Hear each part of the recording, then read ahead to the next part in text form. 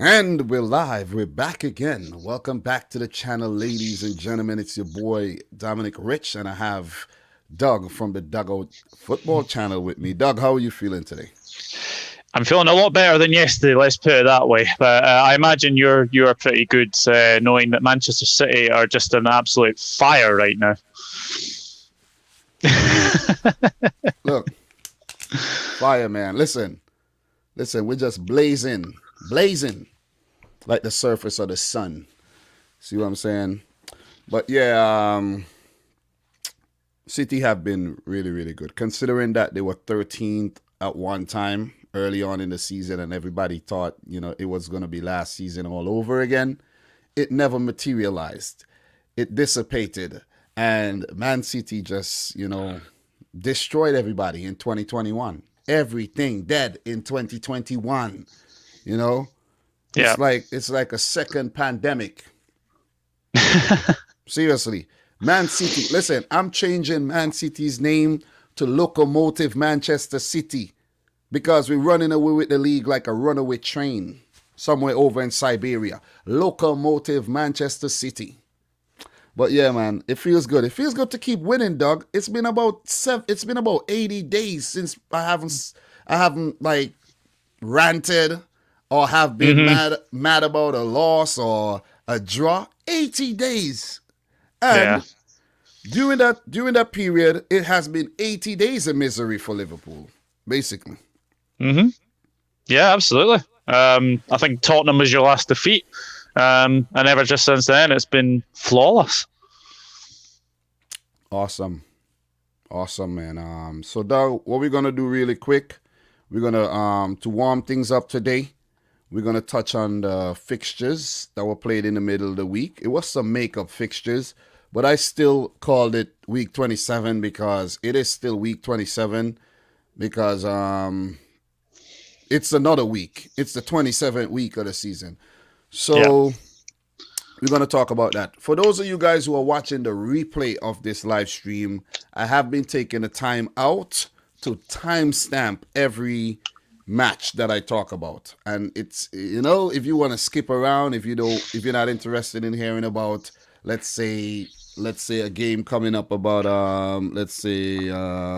West Brom, Newcastle, you could skip around. So I have to actually watch over the whole stream and write down the times, which is fun, quality control and all. So that is a good thing I've been doing there. So look, Doug, let us start, man. Let us talk, and let me get the fixtures, and we're gonna talk about each one maybe for like 3 minutes tops. We don't want to linger too much because we have a lot to go through today, and we just want to touch on these rearranged matches. I think they're kind of hard to find, they're really hard to find on the site that I'm looking at. But I'm a just go on Google and get them because over in Transfer Marked that I use, it's like rearranged fixtures, and there's none there. I didn't actually get to watch all of these games because they were playing at some weird times, and I had a very, very busy week, so that's that. But let's start with I don't think I got to talk about Everton Southampton though. I think maybe I did on Tuesday. Maybe I did on Tuesday when I spoke about Man City Wolves, but Everton beat Southampton 1-0. We're not going to talk about that one because I think there's another Everton game that we could touch on. But Doug, that's another loss for Southampton, bro. What's going on with them? Yeah, their form has just gone completely downhill. Really, really bad. I honestly don't know what it is. Just since that 9-0 drubbing to Manchester United, their form is just completely dipped. I am actually starting to worry for them. I do think they'll stay up. I think they've got enough quality to stay up, but they are dropping down the table. Yeah, they are. And I want to correct you. I think it's after the Liverpool win. After the Liverpool win. Yeah. Their form took a plunge. It just plunged off the cliff, man, rocks at the bottom. And they horrible. 9 matches, they have lost 8 and drew 1. 1 point from a possible 27. That's horrible. It is. And I think if Hassan Hutel didn't do such a stellar job at Southampton, he would have been sacked already. He would have really been sacked because this is horrible. 2 9-0s, it's unacceptable. But they have been suffering from a lot of injuries, to be honest. And the squad isn't so deep. They have some really quality players on the first team, but the bench has a lot of youngsters and who haven't really established themselves yet in the team, and they've been really struggling. Look at Minamino. They're alone, and he got a little injury, had to miss the Everton game.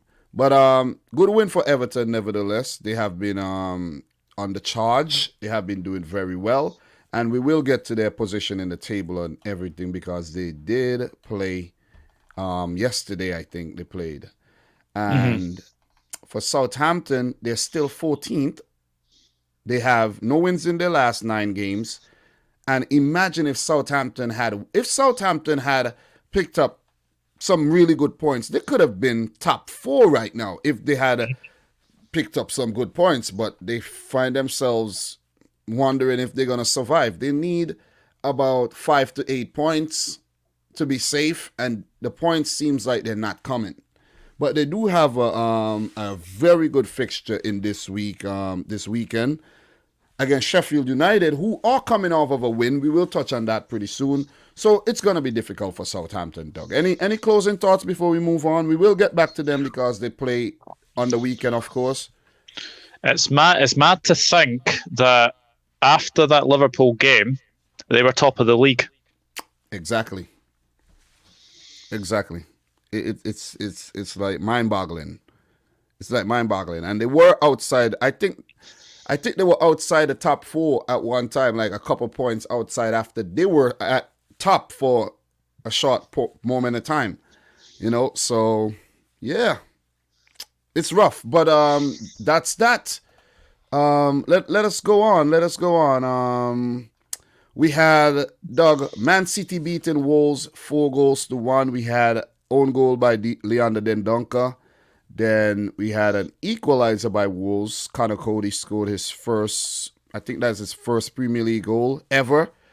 And Wolves seemingly were back in the game after City dominated possession, dominated every department of the game. But City came up with the money again. When you think that, the mob boss was gonna send out his goons to get Man City's head, they came up with the money. Yeah. Where's my money, man? Where's my money? Came up with the money. Gabriel Jesus with a brace, Riyad Mahrez with a goal, and 4-1. It looked like a really, really, really convincing win in the end, but it was far from that. I think Wolves clawed themselves back in the game very, very well. And City, with that, stay top of the table. And right now, we are actually 14 points ahead of United.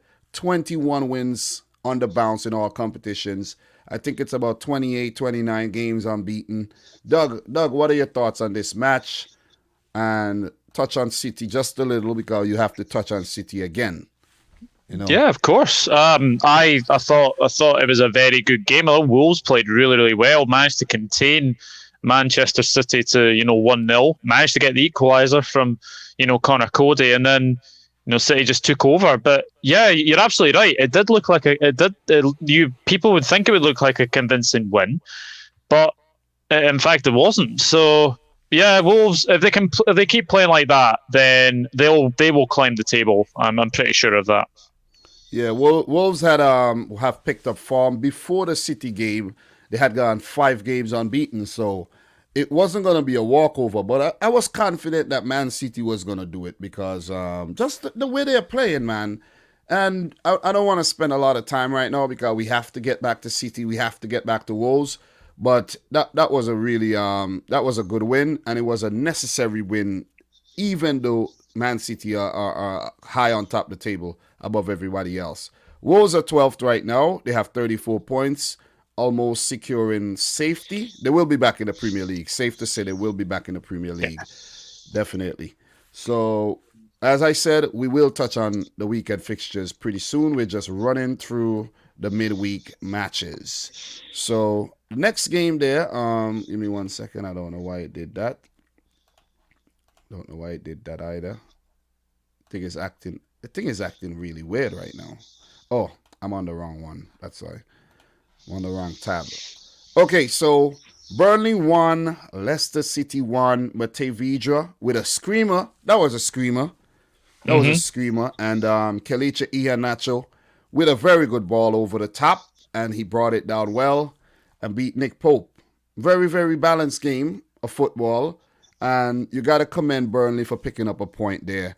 Really, really, good point coming up against a quality Leicester team who have been struggling with injury. Doug, you have some news on Leicester City. You want to share it with the people? Yes, I do. New reports coming from, I think it was the Daily Mail this morning, saying that Leicester City are closing in on the signing of Odsonne Edouard from Celtic for about £15 million, which is an absolute steal because there's been reports. There were reports last summer reporting that Arsenal were in for him for about 30 million. So to get him for half of the price is an absolute steal. Definitely, man, because I've been hearing about this player for a while. He's been linked to a lot of big clubs, and I've never actually watched a Celtic game, really, but because I don't have the time to. But this is definitely a player who someone have to pick up because he's been linked to Arsenal for a while. The crazy thing is, Doug, what if Leicester pick him up and then he just rip apart the Premier League like next season? And Arsenal are left to be like, oh my God, we didn't do that. We didn't do this again. We really didn't do this again. You know what I'm saying? Yeah. He's a great player, Odsonne Edouard. Watched him quite a few times because obviously I follow Scottish football, but he is a very good striker. I think there's been talk he's been wanting out of the Celtic for a long, long time. So yeah, I mean, he'll be reunited with Brendan Rodgers. There's some good photos there, in fact. I think the thing is, Leicester have needed a striker. Iheanacho, I know he's a good striker, but he's not what Leicester need. And I think having someone of the ilk of Odsonne Edouard, just something different, will give a bit of freshness to that Leicester City side. Definitely. I think Man City finessed Leicester out of that money for Iheanacho. And great business by Man City. They pulled the Liverpool and Leicester there too. Definitely did. Liverpool are the best finesses. So the article reads, Leicester closing on a huge £15 million deal for Celtic forward Odsonne Edouard, with boss Brendan Rodgers viewing his former striker as a long-term replacement for veteran Jamie Vardy. So as I show you the picture of Odsonne Edouard, he is a French player. And I think currently he is uncapped. Can't remember him playing for France with all the the quality up top there for Le Bleu. And who knows? He will become a French striker in the future once he joins Leicester and he's being shown on the big stage. But good point for Leicester and good. Oh, oops. Good point for Burnley because, we are at a stage of the season, Doug, where you take the point rather than have none because teams are scrambling right now. We're just seeing the finish line coming up about, 11 games left, and the teams lower in the table are going to be more difficult to play against. And Leicester up in the top four for the entire season had a rough time at Turf Moor. So with that point, Burnley move ever so closer to safety. They only have one win in their last 5 games, though. They have 29 points. They're not safe yet, but I think Sean Dyche and Burnley got what it takes to scrap out another Premier League season. And they only need about, let's say, 7 to 10 points, and they're good. They're good. They'll be all right. As for Leicester City, they are currently third, but the fact that they have dropped points 3 times, they have dropped approximately 7 points in the last 5 games, They're seeing Chelsea, who are not dropping a lot of points lately, gaining ground. Everton are gaining ground. West Ham are gaining ground. Maybe not Liverpool, but West Ham. So you and Man United don't want to run away from Leicester City either, because they drop points four out of 5 games in their last 5 games there. So it's close. It's close. The top 4 is going to be close. Man City running away with the league. I think it's over. Some people don't want to say it's over until it's really over, but I think it's over. I think it is. You know what I mean? I think it's done. They should just give up on the league. The league is over. So we have good point by Burnley. Really, really good point. Sheffield United, dog, 1. Aston Villa 0. We had David McGoldrick, who has been, I think, their best player this season. It's fair to say, because he's the one scoring the few goals they have scored. Phil Jagielka sent off in the 57th minute here, straight red. I have to say, I didn't watch this game, dog. Did you see any of this game? Unfortunately, I didn't see any of this game either because I was working. But what I did hear from that game was it's a big win for Sheffield United. Played really, really well. Aston Villa, funny thing is, I know they beat Leeds 1-0 away from home.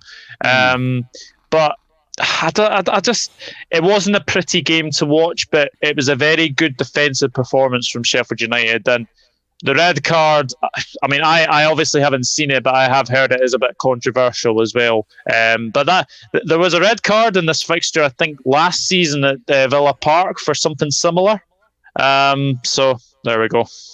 Listen, man, we know the refereeing in the Premier League the standard is very, very poor. You see what I'm saying? And referees are like very nervous these days. I don't know what it is. But this is a good morale boosting win for Sheffield United, because we know what they have been enduring all season. And I was surprised. Villa dominated possession, obviously, because when Sheffield they score, they would want to defend that lead because of the position that they're in. They don't want to go and start being expansive and want to get a second and a third when they have one, when they could just consolidate and actually manage the game well. And the red card looked unfortunate, but they still were able to keep Aston Villa out, who I think are struggling with the lack of with the absence of Jack Grealish, who connects the attack and the defense, because without him, there's a big gap between the attack and the defense, and that's very, very important. You need that guy that gets the ball and runs into the final third, who delivers it in the final third for the strikers and his fellow winger. But he's been out with some injury problem right now, and it's a big win for Sheffield, because right now, even though they are 20th, they go off the 11 point, and they are not they will not go down as the worst Premier League team ever in terms of points accumulation, and they are 3 points behind West Brom, so they could at least try not to come last. You see what I'm saying? Because it's not impossible that they could survive, because they could go on and keep winning games, and they could pull off the greatest escape ever, one off. But it looks highly unlikely right about now. As for Villa, though, dog, they have 2 games in hand, and they have 39 points. So imagine if they had won this game. Imagine they would have been 8th right now, and they would have been a point behind Liverpool with 2 games to play. And they could have, leapfrog Liverpool. But, I digress, and I will move on. We will move on from that. Dog, oh boy. Crystal Palace 0, Manchester United 0. What are your thoughts here? If anyone didn't fall asleep for that game, then, it was not...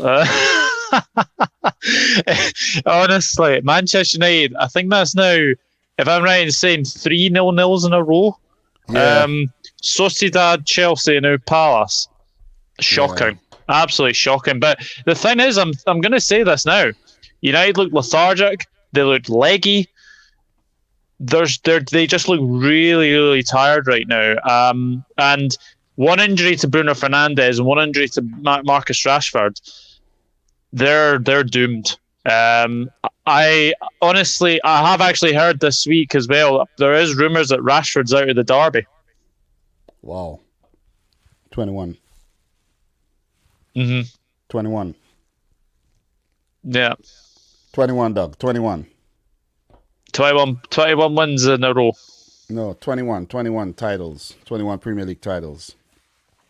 Oh yeah, yeah. They were top. They were top for more than I think a couple of weeks, and then City took over, and all the Man United fans were thinking, yeah, 21.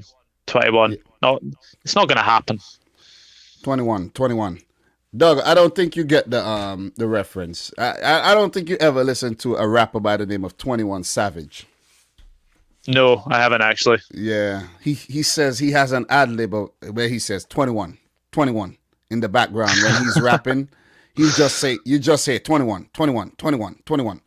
But yeah, man, Man United, man, frauds, man. Seriously, biggest frauds in the Premier League, man. Because if you look at what they're doing right now, I know they're second, but the talk and the hype, they should be a lot closer to Man City in terms of points tally. Not in position in the league. They should be a lot. They should have been about 4 points behind City right now. With the derby being a big game to get closer and everything. But it's not. Even if Man City drop points in the derby, it's fine. You know what I mean? It's like Man United are doing us a favor by drawing every week. It's crazy. And as you mentioned, if Bruno Fernandes gets injured, I don't know what they're going to do. Rashford, if he's out of the derby, oh man, it's going to be problems. It is because he's one of their biggest threats. But Bruno Fernandes, as we know, he just go quiet for big games. The only big game this season I saw he really show up for when it comes to the England is that Liverpool win in the cup, where he scored that free kick and everything. Apart from that, man, the man has been horrible against top 6 clubs. I'm telling you, he has. And against Crystal Palace, he was nowhere to be seen. Nowhere to be seen, bro. Nowhere. Yeah. You could put him on a milk carton, missing. Yeah, I'm telling you. But the one thing that we can say, though, is congratulations to David De Gea and his girlfriend, who gave birth to, I think it's a baby, I think daughter. Yanni is the name, but I don't know if that's a daughter or a son. Oh, that's the reason why he didn't play. Yeah. Yeah, congrats to them. Dean Henderson enjoyed the occasion because he actually got to play in that game. But poor, another poor performance, man. But you gotta give it to Palace though. They played well enough to grind out a draw here. So United are second, 51 points. As for Crystal Palace, they have 34 points. They're 13th, and they're unbeaten in their last 3 matches, and they're very close to safety. A win will do it for Crystal Palace, and they will be a Premier League team next season. And I had no doubts that they will actually be. We got 2 more games to run through, Doug, in the intro part of this video. And it'll take about half hour. It seems like the intro is going to take about half hour, which is not bad, really, to touch on these games because I didn't get to do this a live stream yesterday for the midweek games because we had games late in the day. And I'm not free late on Thursdays. And I was busy all day yesterday, bro. So West Brom 0, Everton 1. Didn't actually get to watch this match because I was on the road all day. Well, I did get to see the Liverpool game, even though I was on the road, though. I made that one a priority. But during the time when this game was playing, I couldn't watch it. So Everton won, courtesy of a 65th minute header by Richarlison. I did see the highlights there. And I did see that Mbaya Diagne, he had a whole lot of chances. There was a big save by Pickford. You saw that Pickford save? No, I actually missed this game, unfortunately.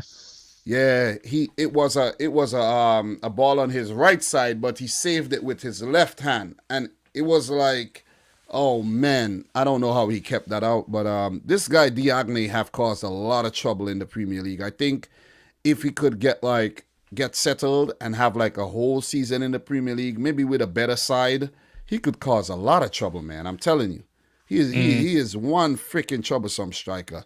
But Sam Allardyce, I think he was mad at the referee for something. There was, it's good to see his frustration. They got 17 points right now. They are 19th in the league, and it's looking inevitable.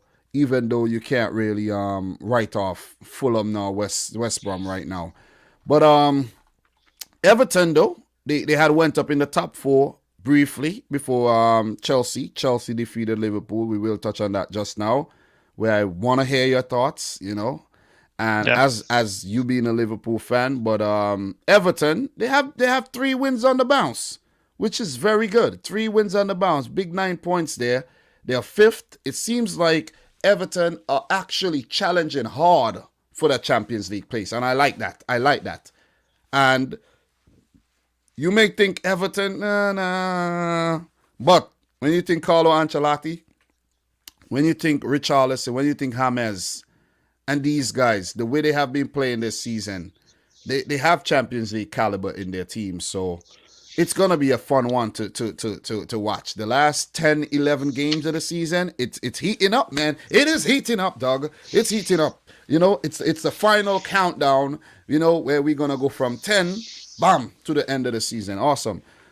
The season, it has been a good season, though, despite all the, what's been going on, no fans and all. I think it has been a good and exciting Premier League season. And maybe not for you as a Liverpool fan or for the Liverpool fans, but I think it has been a quality season, As a City fan, yeah, I could say that easily, but, Yeah.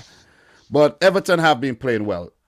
Not so much West Brom. Doug, the elephant in the room. Liverpool 0, Chelsea 1. Mason Mount with a 42nd minute goal. Doug, thoughts on the performance, bro? Pathetic, spineless, toothless. People will say the defense has been the problem this season. No, it's the attack. You look at the amount of goals that we have scored. We've not scored in 10 hours of play at Anfield. What's that all about? 5 home defeats in a row for the first time in our club's history. And the thing is, like, the one thing I will say, we need to freshen up. We need to get new ideas across. Stop playing the 4-3-3. Play like a 4-2-3-1. Just try something different. For me, I think he played the wrong team yesterday. I think it was the right team on paper, but looking at it now, I mean, Kabak's now a doubt for Fulham, which asks the question: will he play Davis and Phillips and put Fabinho in midfield? Because for me, Fabinho has needed to be in that midfield for a long, long time now. Thiago looks really, really tired, so a rest would do him the world of good. Bring in Keita, bring in Milner for the Fulham game. The only bright thing about yesterday was Jota returning, and he looked lively. He looked really, really lively. But the thing is, with the last 20 minutes, Liverpool were spaghetti-legged. Basically, had spaghetti in their in their legs, just getting really exhausted with 20 minutes to go. Really, really, really poor. And this isn't on this is on the manager. Everyone can say it's on the manager, but the players have let him down this season. I totally say that now. The players have let him down. The once great attack of Salah, Mane, Firmino. I mean, Salah coming up, to be honest, Klopp's substitutions last night really baffled me. Why you take off Mohamed Salah when Sadio Mane and Roberto Firmino, who I thought were very, very poor. I don't know what's happened to Mane, but he looks a completely different player. Firmino, I think, will do good with a rest now. Jota will probably start against Fulham, but I don't want him to be rushed back. And for the goal yesterday, I mean, Fabinho's not a centre-back, but you look at Trent Alexander-Arnold's position, he should have been tracking the run for Mason Mount. It's a great finish by Mason Mount. Chelsea were fantastic, defended very, very well. But for us, we just have to go back to the drawing board. And I do not want to end up in this UEFA Conference League or whatever it is, honestly. Playing teams like Karabag FC and Ludogorets Razgrad or something like that. But to be honest, if I'm being honest, we do not deserve Champions League football at this current stage. We have been so poor recently. Yeah, the way you guys are playing, you will have a trip over and Split, Croatia. Hajduk Split. You know what I'm saying? You end up playing a team from Bosnia and Herzegovina. What's that team called? Sarajevo. So you'll end up somewhere deep in Russia playing Rostov, Lokomotiv something. You know what I'm saying? Somewhere in Ukraine, Chernobyl FC, something like that. But look, dog. Chelsea are a different team under Tuchel, man. They defending very well. You just watch the way they walk the ball out of the defense with ease against Liverpool. Christensen had a really good game. I think that's one of his better performances in a Chelsea shirt. Andreas Christensen. And Rudiger, Aspilicueta. These guys were really good. They were like, and Chelsea with their back five with Chilwell, Reece James. It was like with ease. They dealt with Liverpool with ease. I know there were a few nervy moments where Liverpool, could have scored, but overall, I think Chelsea did well. They didn't test Mendy near enough, and no. I mean, also the fact is our first shot on target was in the 84th minute. That is not good enough. One shot on target, Doug. One. And that was a Van Alden header. And Liverpool had most of the ball, 55% possession. 55%. So, where the excuses? There were some moments in the game. Okay. Timo Werner started off the game really well. He got in behind on a few times. I think he should have scored. One time he was isolated and he scuffed up his shot. Easy save for Alisson. And he was threatening, and then that goal that he scored that was disallowed, that was marginally offside. So Klopp is saying that you got to give the defense credit for that, but that's marginal. So how is the defense to be given credit for that one? If he was way offside, then give the defense credit for holding the line and stepping up. But I think Liverpool are still playing a high. Why are Liverpool playing a high line? I don't get it. You have you don't have any good defenders in the back there, and Robertson is way up the field. Robertson is way up. Trent is always up. You have Kabak, who's slow, and you have Fabinho, who's slow as well. And these guys are way up. When you have N'Golo Kante. When you have N'Golo Kante pulling a David Silva and picking out Mason Mount, you're in trouble. Yeah. When you have Mount, who everybody's been criticizing all season, do that to your defense. It's always down the it's always down the left-hand side. It's always it's always over in your right side of the defense where it's always exploited. Trent is nowhere to be found. Not helping out, and look at Mount, how he goes across the box and took Fabinho with him and kind of distort the defense. When you run across the defense like that, you're throwing everybody off because it's like you're moving everything, but you also opening the window over there to score. And while the players are moving, the goalkeeper is getting blindsided. So when Mount shoots, it's in the corner. It's in the corner goal. That was a really quality goal, man. I respect that goal. Look, that goal made me feel bad for all the things I said about Mount this season. Listen, as the boy Have Hope Hut says, Mount Kilimanjaro or Mount Fuji over in Japan. Explosive. Explosive.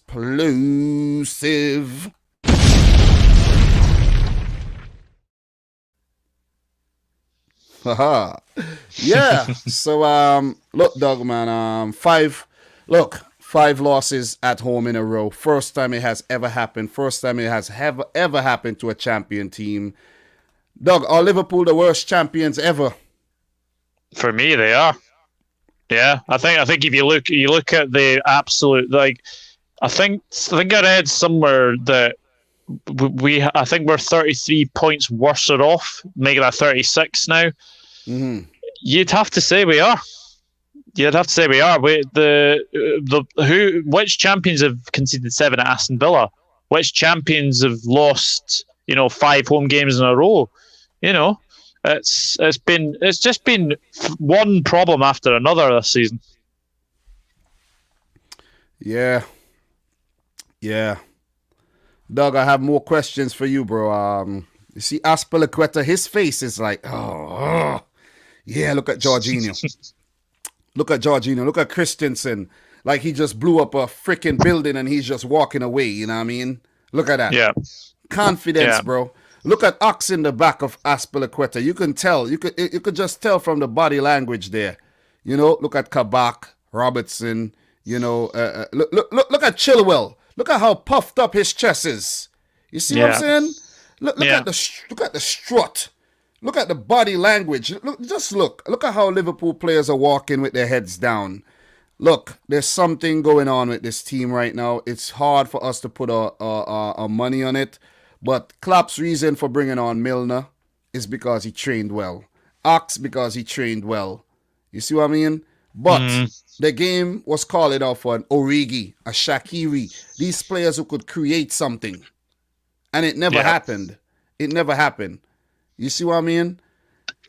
I don't know why people keep arguing for Thiago. Thiago has not worked at Liverpool. Thiago has not worked, and he has been a big flop. Big flop. He's played enough games. And I'm not going to be kind. I'm not going to be nice. I'm not out here to be nice. You see what I'm saying? Thiago has not been good. And I don't want people to say, for once, some Demo Dre, I'm calling you out. He's saying, Thiago is not that type of player who scores and creates goals. But then he's saying that Thiago creates the most chances for Liverpool. It doesn't matter how many chances you create. Nobody's scoring them. And maybe the balls aren't that good enough for the players to score. Maybe. You see what I mean? Yeah. Maybe. So when there was a big argument of Thiago over De Bruyne and all these guys, who looks good now? Why would you? If Kevin De Bruyne could put in a ball like that for Ruben Dias to head pass, I think that was against West Ham. If can't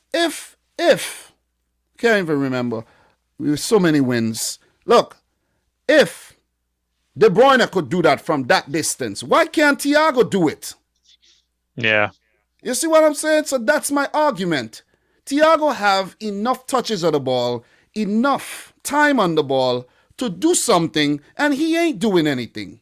Thiago mostly passed the ball back and sideways. Most of the time. He passed the ball very well, but it's not the killer passes. 1 or 2 killer passes. 1 or 2. But they're not good enough for people to score. They're not put in the right places. Doug, the Conference League talk, bro. Liverpool are warming that spot right now. I think the 7th place team in the Premier League goes into the Conference League, if I'm not mistaken. Yeah. And Liverpool are warming that spot right now. So you see all the Mbappe talk. Mbappe ain't going to come to Liverpool to play in no Conference League. No, absolutely not. Absolutely not. I just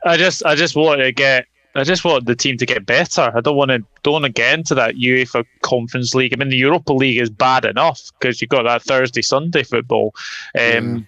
But I don't know. I really don't know. I don't know where we're going to finish at the moment. I think we're just going to have to get on with it and just see how the season pans out. Yeah, it is weird because, look, insights, Doug. After going 68 games without a league defeat at Anfield, the second longest such run in English top flight history, Liverpool have lost each of their last 5 at Anfield. It is the first time they have ever lost 5 consecutive games at home. Chelsea have conceded only 2 goals in 10 games in all competitions under Thomas Tuchel, Herculean, by the way. The same return as they have had after 10 games under Jose Mourinho. Both managers' 10th game was a 1-0 win against Liverpool. Liverpool have become the first English top-flight reigning champions to lose 5 consecutive home league games. So that's a stat for you right there. And there you go. There you go, Doug. Doug, where do you think Liverpool would finish this season? Because right about now, Doug, the way things are going, bro, top 4 is looking like it's running away. Is getting beyond you. Top 6, you're not even in the top 6. And to make matters worse, Tottenham have a game in hand, and we know what they're capable of doing, even though they do drop points here and there. They have 42 points. They are on the cusp of leapfrogging Liverpool. Yeah. Aston Villa are behind with 2 games in hand. If they win their next 2 games, they would leapfrog Liverpool, which leaves Liverpool down at 9th with a good cushion, between themselves and Arsenal and Leeds. Doug, it's looking like Borussia Dortmund for Klopp all over again. It is, yeah. You're asking me where the best place we can finish. I think between 5th and 6th. I don't see us getting top 4 now. I mean, if we manage to get a couple of wins together, then who knows? But at this moment in time, I think 5th and 6th is probably our best priority. As long as we stay out of that Europa League, Conference League, whatever it's going to be called anyway. But we definitely need to improve and to improve fast, for sure. Yeah. Well, Doug, as you know, we could go on forever on this topic, but we won't. You got to give it to Chelsea. I think they played well. They handled the occasion very, very well. And Liverpool, what is that? Liverpool once again. Yeah, Doug. Yeah, I know. You guys are flip-flopping right now. I know it's a flip-flopping thing right now. Yeah. Flip-flop, yeah. Yeah. Yeah, so props to Chelsea, though. They played well. They played good football. Doug, that's it for the roundup. And that took us 42 minutes, which ain't bad. So what we're going to do, we're going to take our time and we're going to get through these match day 28 fixtures. We won't spend super long on these games. And we're going to get through them the best way we know how to.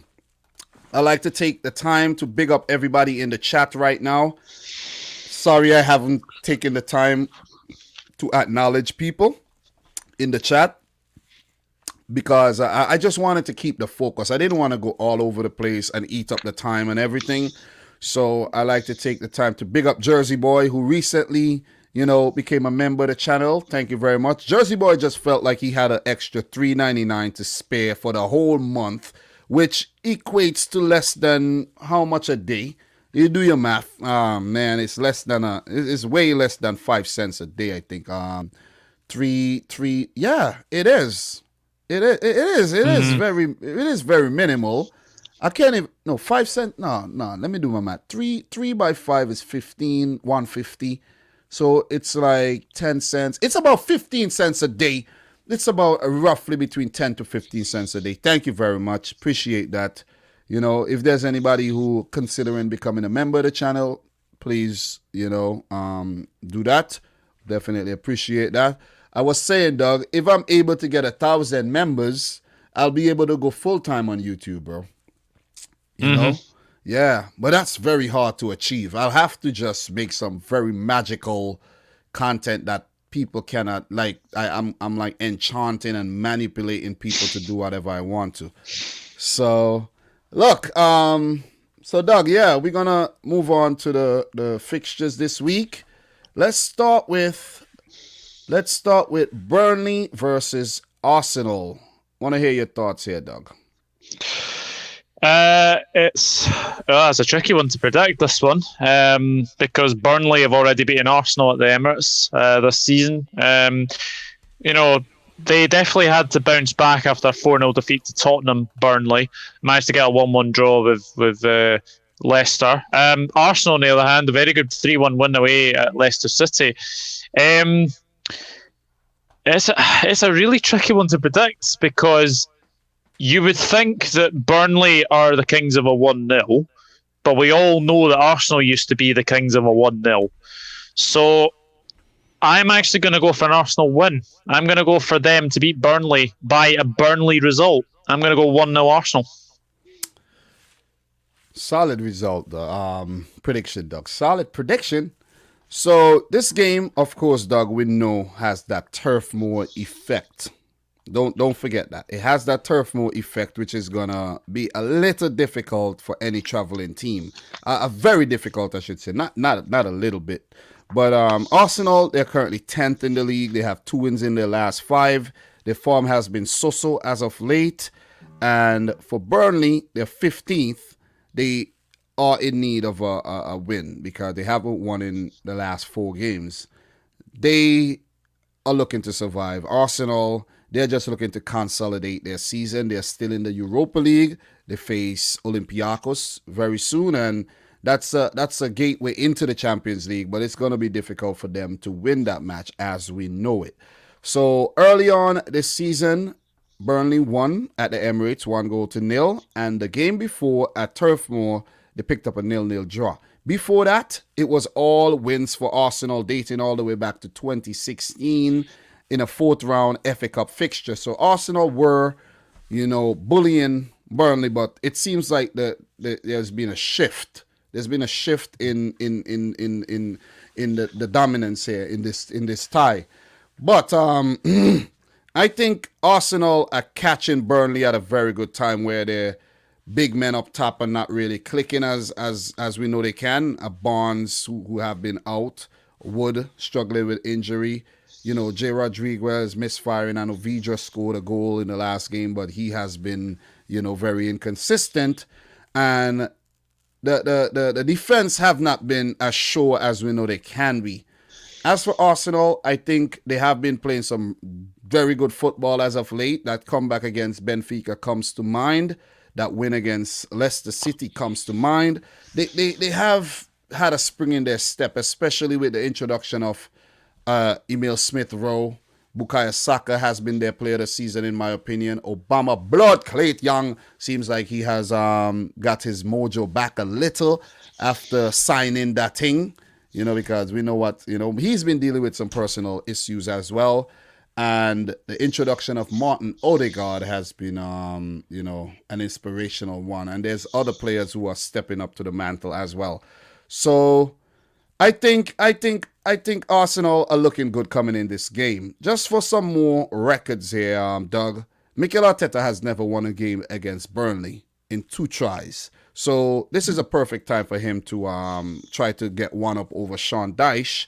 As for Sean Dyche, his record against Arsenal, horrendous. 12 matches.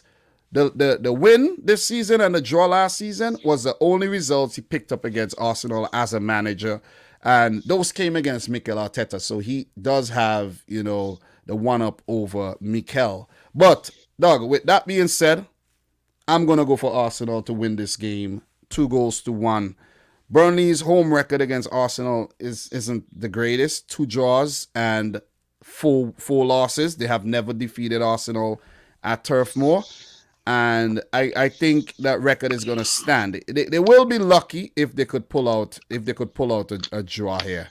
But Burnley have ever only defeated Arsenal once in 13 Premier League matches, and those 2 home draws being their only result. So that's my take, and that's my prediction. A 2-1 win for Mikel Arteta's Gunners.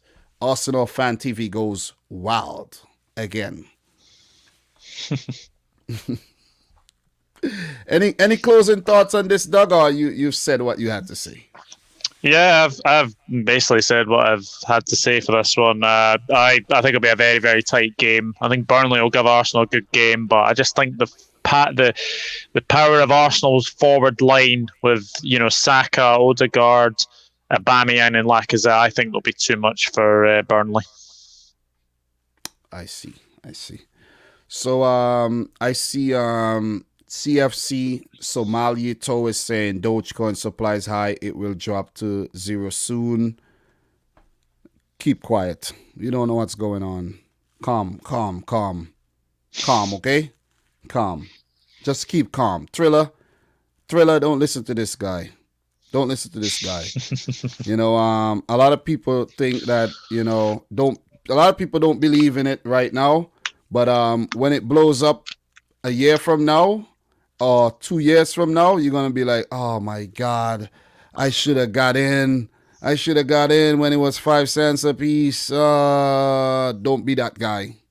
Please don't be that guy, okay? That's all I got to say. Do not be that guy. All right, so Doug, look to get you some Dogecoin too. You won't regret it. It's cheap. You won't lose it. You won't lose a thing. Get into some crypto. So that's that. Arsenal versus Burnley. Arsenal, if Arsenal win this game, they go up to 40 points and they would actually, I think right now, Doug, to be honest, if Arsenal keep winning, they have a stab at top 4. They do. Mm-hmm. They do. If Burnley wins this game, they're ever so closer to survival. So that's what's on the line here. That is definitely what's on the line. So we are gonna move on to the next one. Southampton, Sheffield. This will be a home game. Bramall Lane for Sheffield United. So, Doug, your thoughts here? I think the win from last Tuesday evening, I think that will be a big boost for Sheffield United. Yes, they're without Phil Jagielka, which is a big blow, but I do think they'll be able to cope. As for Southampton, it's the worry at right back that really worries me. I think they played Vestergaard there. Kyle Walker-Peters is Bednarek.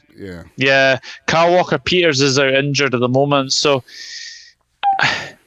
I'm actually going to go for a wee upset here. I don't think Sheffield United have beaten Southampton since they came back into the Premier League, but I actually think the way Southampton are playing, I think Sheffield United will get another win. I'm going for 1-0 Sheffield United.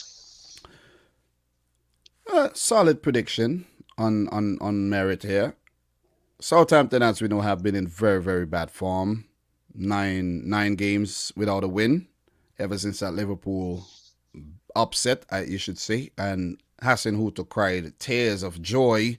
They have never won another game. Injuries are a problem.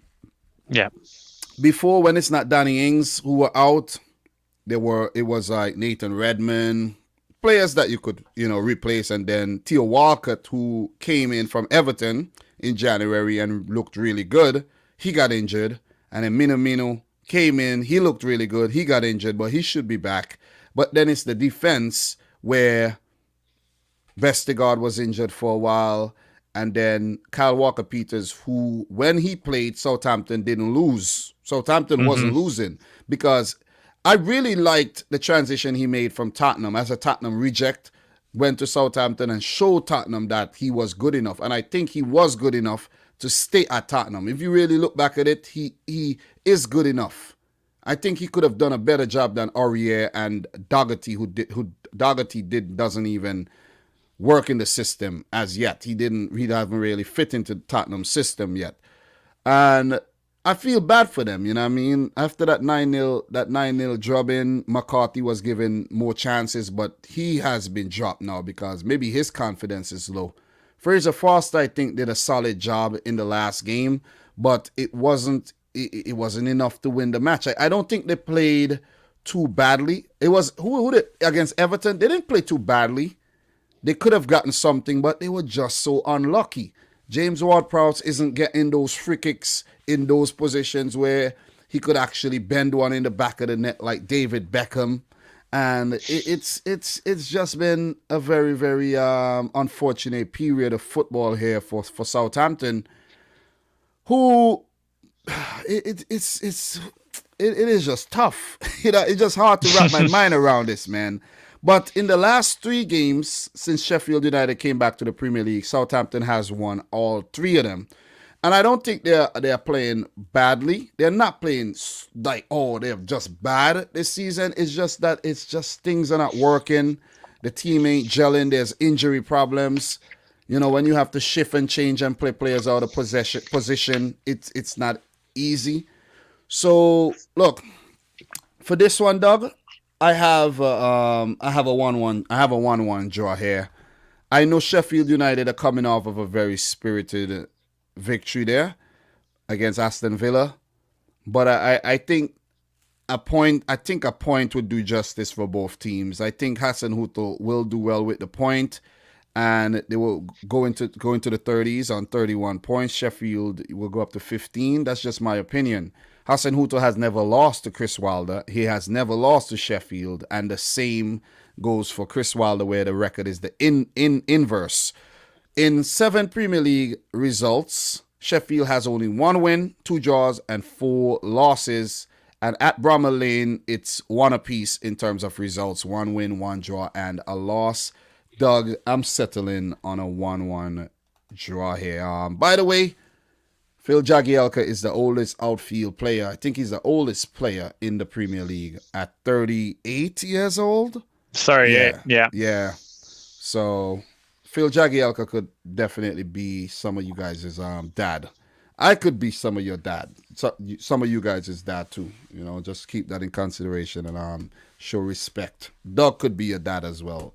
So show respect in the chat and watch yourselves. So Doug, we are gonna move right on. We're gonna keep the ball rolling, and the next game we have is Aston Villa versus Wolves. Oh,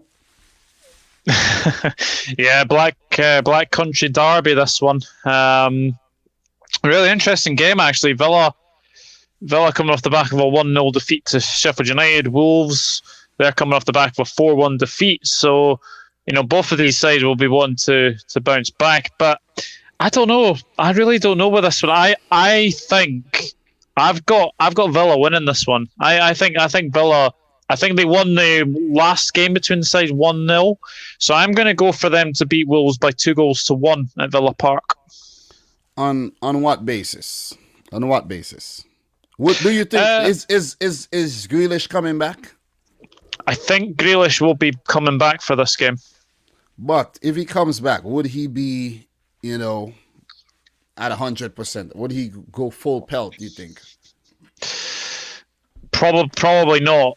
But I've just something in the back of my mind is saying I think Villa will win this one. I think they are due a win over Wolves. I think Wolves have won the last meeting at Villa Park, so I'm gonna go for them to win at Villa Park this time. Well, Villa won the last game 1-0, so you're predicting them to do a league double. The previous match at Villa Park, where the game will be played, Wolves won it 1-0. The previous one at Molineux, Aston Villa won it 2-1. No, Wolves won that one 2-1. And we had a FA Cup meeting a Carabao Cup meeting between these two teams where Villa won the game, and then Villa won when I think this was in the championship, if I'm not mistaken. Yeah, that was in the championship back in 2018. So these teams, as you know, it's a derby, and it's gonna be a feisty one. Raul Jimenez was back in light training, but I don't think he will start this game. I think Wolves played a weird team against Man City, though. I don't think they should go in like this against Villa. They went in with Semedo in an advanced role. Kiana Hover played. Why play Kiana Hover against Man City though? That was like mine. That was baffling. You can't do that, man. It's like putting someone who cannot swim in the deep end with a little tube, and there's sharks in the water. It ain't gonna be a good experience. You know what I mean? It ain't. And I think that was their Achilles heel in the 4-1 loss with Kiana Hover in the team. He gave away the ball a lot. He was caught in possession a lot. He was indecisive a lot. And I think Wolves have to show up their game against Villa here, or they could get picked apart. But with the likes of Traore being a threat all the time, Pedro Neto, who has been scintillating this season, Fabio Silva have played well, I think, in patches without any luck. Willian Jose haven't scored since, but this could be the match. Doug, I'm going for a Wolves win here. 2-1. I think Grealish should not be rushed back. And I think Aston Villa have been struggling without their talismanic player. But if he does come back, would he be fit enough to play the full 90? Would he be fit enough to give us that Jack Grealish grit and grind that we know he can? He can give us. I'm gonna go for Wolves to win this. Wolves have been in very good form despite the loss against Man City. There, apart from that, they have been in very, very good form here. In terms of all-time results, 11 Premier League matches, Aston Villa 5 wins, Wolves 3 draws, pretty even. Home matches for Villa against Wolves, 1 win, 2 draws, and 2 losses. So good luck to both teams, and may the best team run away with the victory. Run away! Wolves are 12th, Aston Villa are 9th. So it would look. The Premier League is really tight right now, Doug, because Wolves win go up to 37 points, you know. You have a team like Chelsea right now. They have 47 points. That's a 10-point gap between 4th and Wolves all the way down at 12th right now. Well, they will go up to about 10th.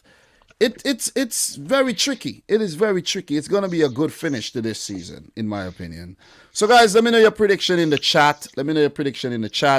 And I see some misbehaving going on in the comments. You guys need to chill and discuss football and stop being little kids. Stop being kids. Stop being babies. Stop being immature. All right? That's a warning. And if you're a culprit, you know who I'm talking about. I will block you. I'm not afraid to block people, especially if you're not contributing anything around here. So, Doug, you know you gotta tell him. You know. Yeah, absolutely. You got a soldier boy. Tell him. All right, we got another one coming up here. We have Brighton versus Leicester, Doug. Brighton versus Leicester. What are your thoughts? I am going to lose count how many times I have said the words Brighton should have won. Brighton should have won. It is getting constant in my videos. And honestly, I can't believe the decision last week for the dunk goal that was disallowed. Bro, I don't know what's going on with the Premier League, bro. I don't know, man. Too many occasions where the referees don't it's like they don't know what they're doing. They don't know what's going on. They don't want to give a decision because of how we would look to the media. You know, they don't want to do this because it would be controversial. I don't know, man. Seriously. I really don't know what's going on with the refereeing. But, Doug, as you said, Brighton are the architects of their own demise too, with those 2 penalty misses, though. You know, so yeah. Gross hits the bar and Welbeck hits the post. It just kind of sums them up at the moment. But Leicester, I mean, you know, they drew with Burnley and they lost to Arsenal. But Harvey Barnes is a big miss. I think he is a big miss, considering that I think they played Albrighton there, and you know you can play Iheanacho there and you can play Albrighton there, but they're not a Harvey Barnes. But I think Leicester beat Brighton early in the season. I think that was a 1-0 win in the cup. So I think they'll win. I think they'll win against Brighton. I'm gonna say they win 2-0. I'm gonna say 2-0 Leicester. Well, thanks for your prediction, Doug. Early on in the season, Leicester beat Brighton 3-0. 3-0 at the King Power, and at the King Power again in the FA Cup 5th round in February, they beat Brighton 1-0. So they have been getting the better of Brighton, and Brighton, they are not giving a good account of themselves. Really, they haven't this season at all, because they're playing some really good football, really, really attractive football here under Graham Harry Potter. I won't be surprised if his second name is Harry, though. I won't be surprised. Let me see something. You know, I won't be surprised. Graham Potter. Let me see something. What is his second name? Graham Potter. Steven. What a bummer. I am disappointed. I don't feel like continuing the stream now. What a bummer, man. Should have been Harry. Damn you, Graham Potter's parents. Should have been Harry Potter. But look, he's been magical, though. He's been waving around his wand, and the team has been playing well. But they just not scoring enough goals. They just not managing games well. And they drew way too many games. They should have been survived. They should have survived the season already. They're stuck on 26 points. No wins in their last 4. And I think after they beat Liverpool, after they beat Liverpool, they haven't won another game. The curse of beating Liverpool this season. They haven't won another one. But there have been so many games this season where you said, as you mentioned earlier, Doug, that Brighton were the better team and they deserve the full 3 points, whereas they have drawn 11 matches, they have lost 10 and only won 5. It's crazy. Yeah. And if you look at the defensive record, is very good. 33 goals conceded in 26 games. But the problem lies they have only scored 26. 1 goal per game ain't good enough. How many games have Man United scored this season? 53. Almost 2 games, 1.9 goals per game. Man City, 2.0 something goals per game. So you see the contrasting difference there. Leicester has 46 goals this season. So you see, and Leicester have a very solid defense as well, even though they have been struggling with a bit of injury problems here and there. You could see the absence of James Maddison is telling, and it reflects on Jamie Vardy not scoring these goals, because Maddison is the release. Maddison has that magic. He cuts apart defenses with those through balls, with those crosses and everything. His delivery, and Leicester are missing a James Maddison. But with all that being said, Doug, I am still going for Leicester to win this game 2-0. I don't see Brighton winning this. This is not a time to be sentimental and feel like, you know what, Brighton should win a game. I think it's. Look, Leicester could well draw or lose this game. It's the Premier League. It's very unpredictable. But like Ray Charles and Stevie Wonder, I just don't see it happening. I don't. Yeah. No. I really don't. So, Doug, just to hit the people with a little records right now. Brendan Rodgers have never lost to Brighton, by the way. Never. And Graham Potter has never won against Leicester nor against Brendan Rodgers. So there you have it. And Brighton's all-time record against Leicester sits at 2 draws, 5 losses, no wins. They have never, ever defeated Leicester City. So, take that how you want to take it. What are your predictions, guys? Please share it in the chat. I think we are going along very fine here, Doug. Mm-hmm. Locomotive Douglas Rich FC. Oh, man. I like that. All right, so we have Fox Williams. Big up to Fox Williams, a member in the house.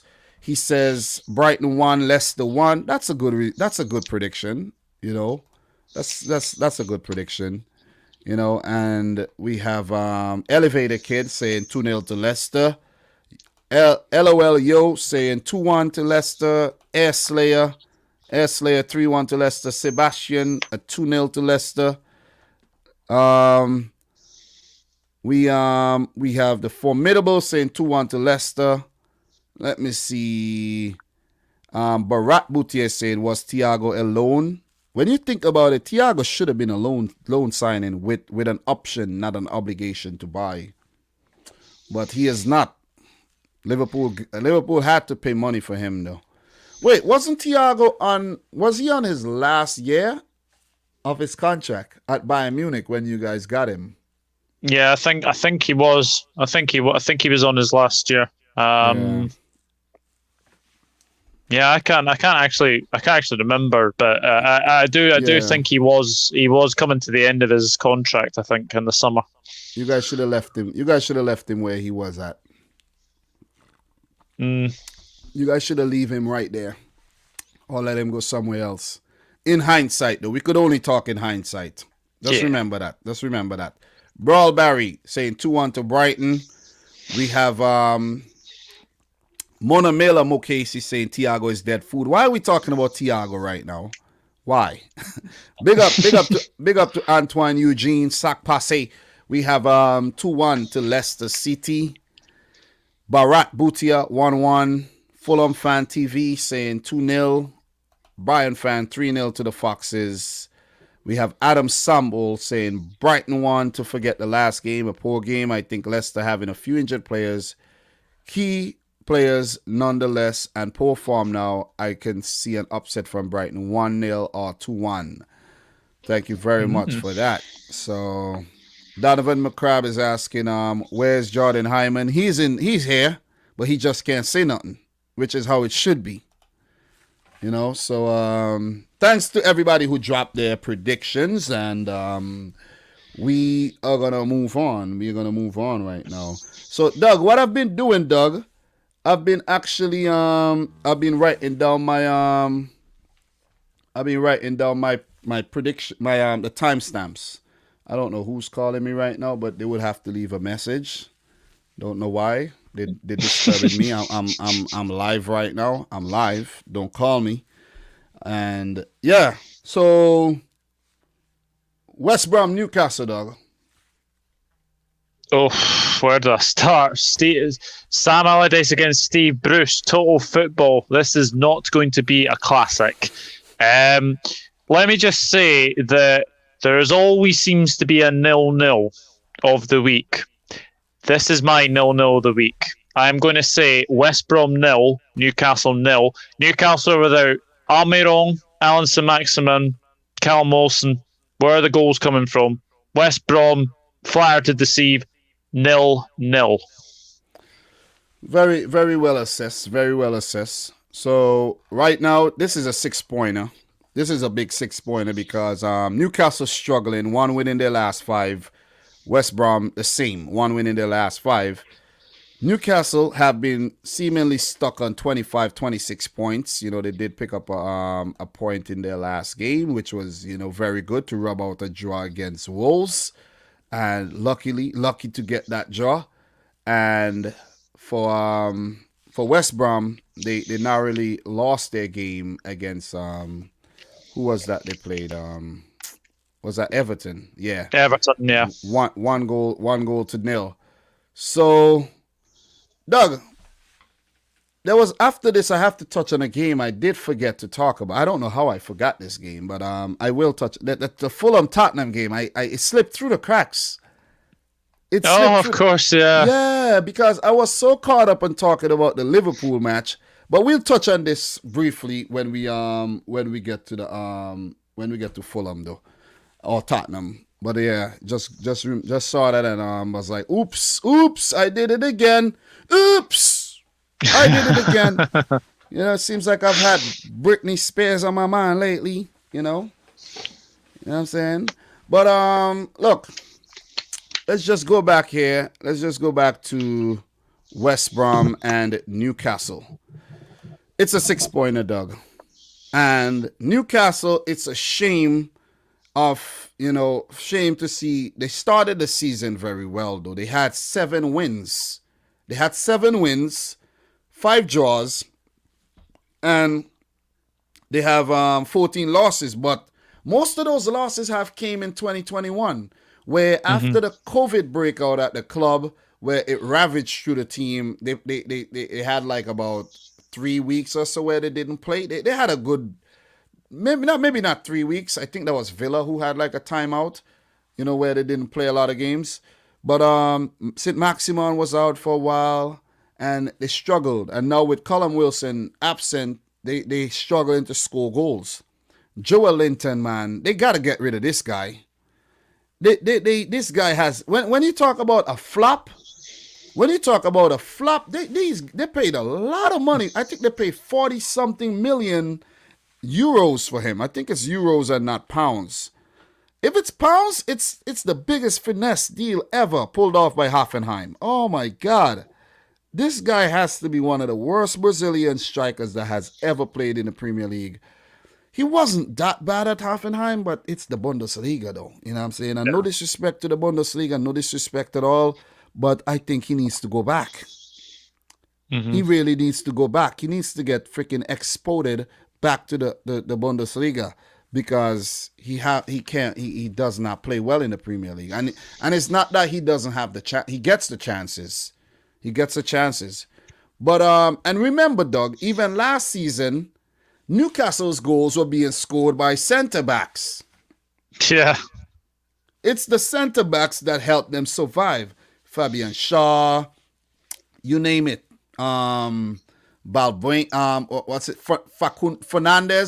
Fernandez. He has been out. You know what I mean? That Paraguayan. So they have struggled with, and the other thing, bro, injuries have ravaged their defense. Look, where the Longstaff brothers? They're not playing. Nope. They're not playing at all. So I think Newcastle are rotten to the core. They're rotten to the core, and they are in a lot of trouble here, dog. As for West Brom, I see fight. I see a lot of fight. I see Big Sam is fighting hard. Big Sam is fighting, and he's conjuring up all his know-how to get this team in a position where they could scrap it out and probably survive. I like what I see from Diagne in terms of getting himself in position to score and everything. I think West Brom are winning this game 2-0. I could see a West Brom win here. Yeah, I could see a West Brom win. I know you're saying 0-0.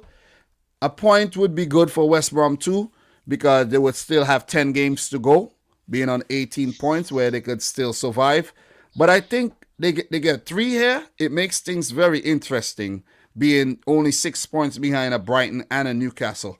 It will be absolutely nuts if Fulham and West Brom could leapfrog both Newcastle and Brighton and survive. That would be like the biggest freaking sucker punch ever in terms of the relegation scrap, where we never saw Newcastle and Brighton going down the way they were playing and the results that they picked up. But it has just turned into a shit fest over there, seriously, at Brighton and Newcastle. So think about the takeover as well, Think about that. That didn't happen, and what if they just go down in result of something like that? But look, just to hit the people with some factual information here and not my opinions, we had a 2-1 win early on this season by Newcastle. December 12, 2020, they had a 2-1 win over West Brom, and the previous match in the FA Cup 5th round, it was a 3-2 win for Newcastle. The last time the two teams met in the Premier League, West Brom went unbeaten against Newcastle, 1-0 and a 2-2 draw. And it has been a back and forth thing between the two clubs where it is very difficult to predict a winner here. Steve Bruce, Doug, he's under a lot of pressure. Under a lot of pressure.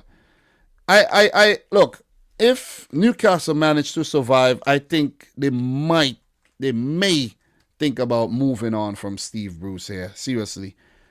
The Sam Allardyce Steve Bruce record is a strange one, where they have 18 matches.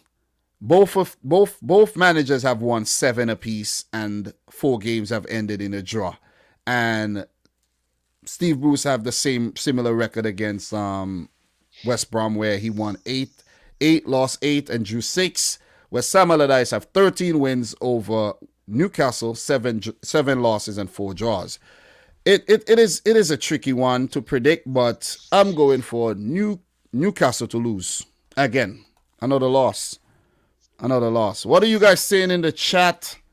What are you saying in the chat? We're moving along very, very well here, Doug. Moving along fast, and it's going fine. It's going fine.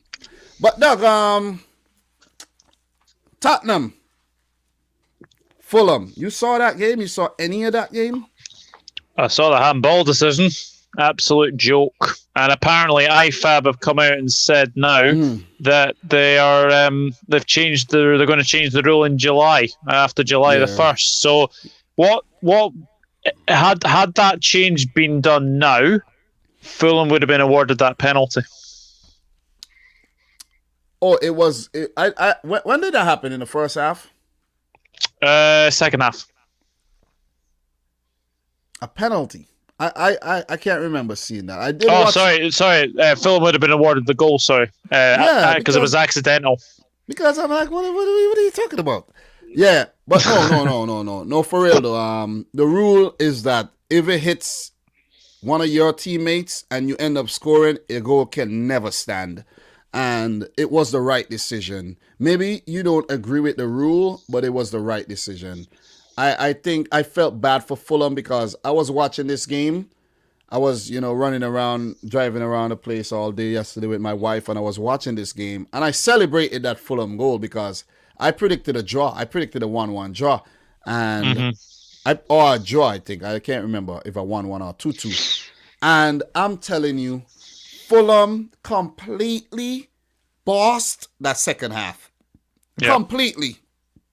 And they shot themselves in the foot with that own goal. I didn't see the own goal scored by Tosin, but I was like, what is going on here? Fulham just bossed the game, and I think it was very, very unlucky and harsh that they didn't get that goal to at least pick up a point there. Josh Marger, very good finish. What about that Mario Lemina finish? Oh my God. That Hugo Lloris saved. It was like, it was very unfortunate, and I kind of feel bad for them. They deserved a point here, where they would have gone up to 24 points, and they would have been 2 points under Brighton and Newcastle, within touching distance though. And I think it was a solid performance. I have a feeling Fulham are surviving though. I have a feeling they're surviving, and we'll get to the Fulham game pretty soon. And as a matter of fact, I think that's the next game coming up. Doug, the fact that you know what? I'm going to leave that game because there's some games that we're not going to spend too long on. We might spend a little long on this one. So I'm going to leave that one. So let's talk about West Ham Leeds. Yeah, good game. The last meeting, I think if I remember rightly, this was at Upton Park, and Leeds ran out 4-3 winners. Now, this was in 2004, so it's been a long time since the two have met. But West Ham, I thought they played very well against you guys the other day. I thought they were very, very compact, very good as well. Very good goal from Antonio as well. Leeds... My goodness me, how many times are we going to predict Leeds? They're like a Jekyll and Hyde side. You just don't know what Leeds is going to turn up. But West Ham at home are pretty good. Leeds away are pretty good as well. There could be goals in this one, but I'm going to back West Ham. I think they'll bounce back after the defeat to City. I'm going to go 2-0 West Ham. Look, you were spot on. You were spot on when you talk about Leeds and being Jekyll and Hyde. Siskel and Ebert, 2 thumbs up. You were spot on there, because every time I predict this team to win, they lose. Every time I predict them to lose, they win. You see what I'm saying? Yeah.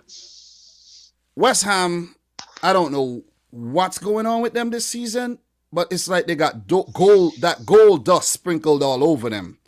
This West Ham team on paper looks good, and on the field, they're playing good football. Mikel Antonio is a beast. When fit, this guy is a beast. If Jamaica does manage to secure the services of this player, he will help them so much. As long as there's somebody to actually provide him with those deliveries, those create those chances for him, it would be one of the biggest acquisitions by a national team to get him, because this guy is outrunning Kyle Walker, and I'm like, how are you doing that?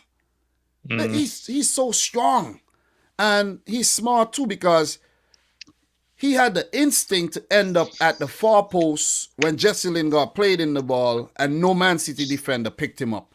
So, and in the first match where they picked up a draw, the goal he scored, a Sergio Aguero type goal, unsavable. And you remember that scuff shot? Oh man, if that had scored, oh man, it would have blew the rafters off the stadium.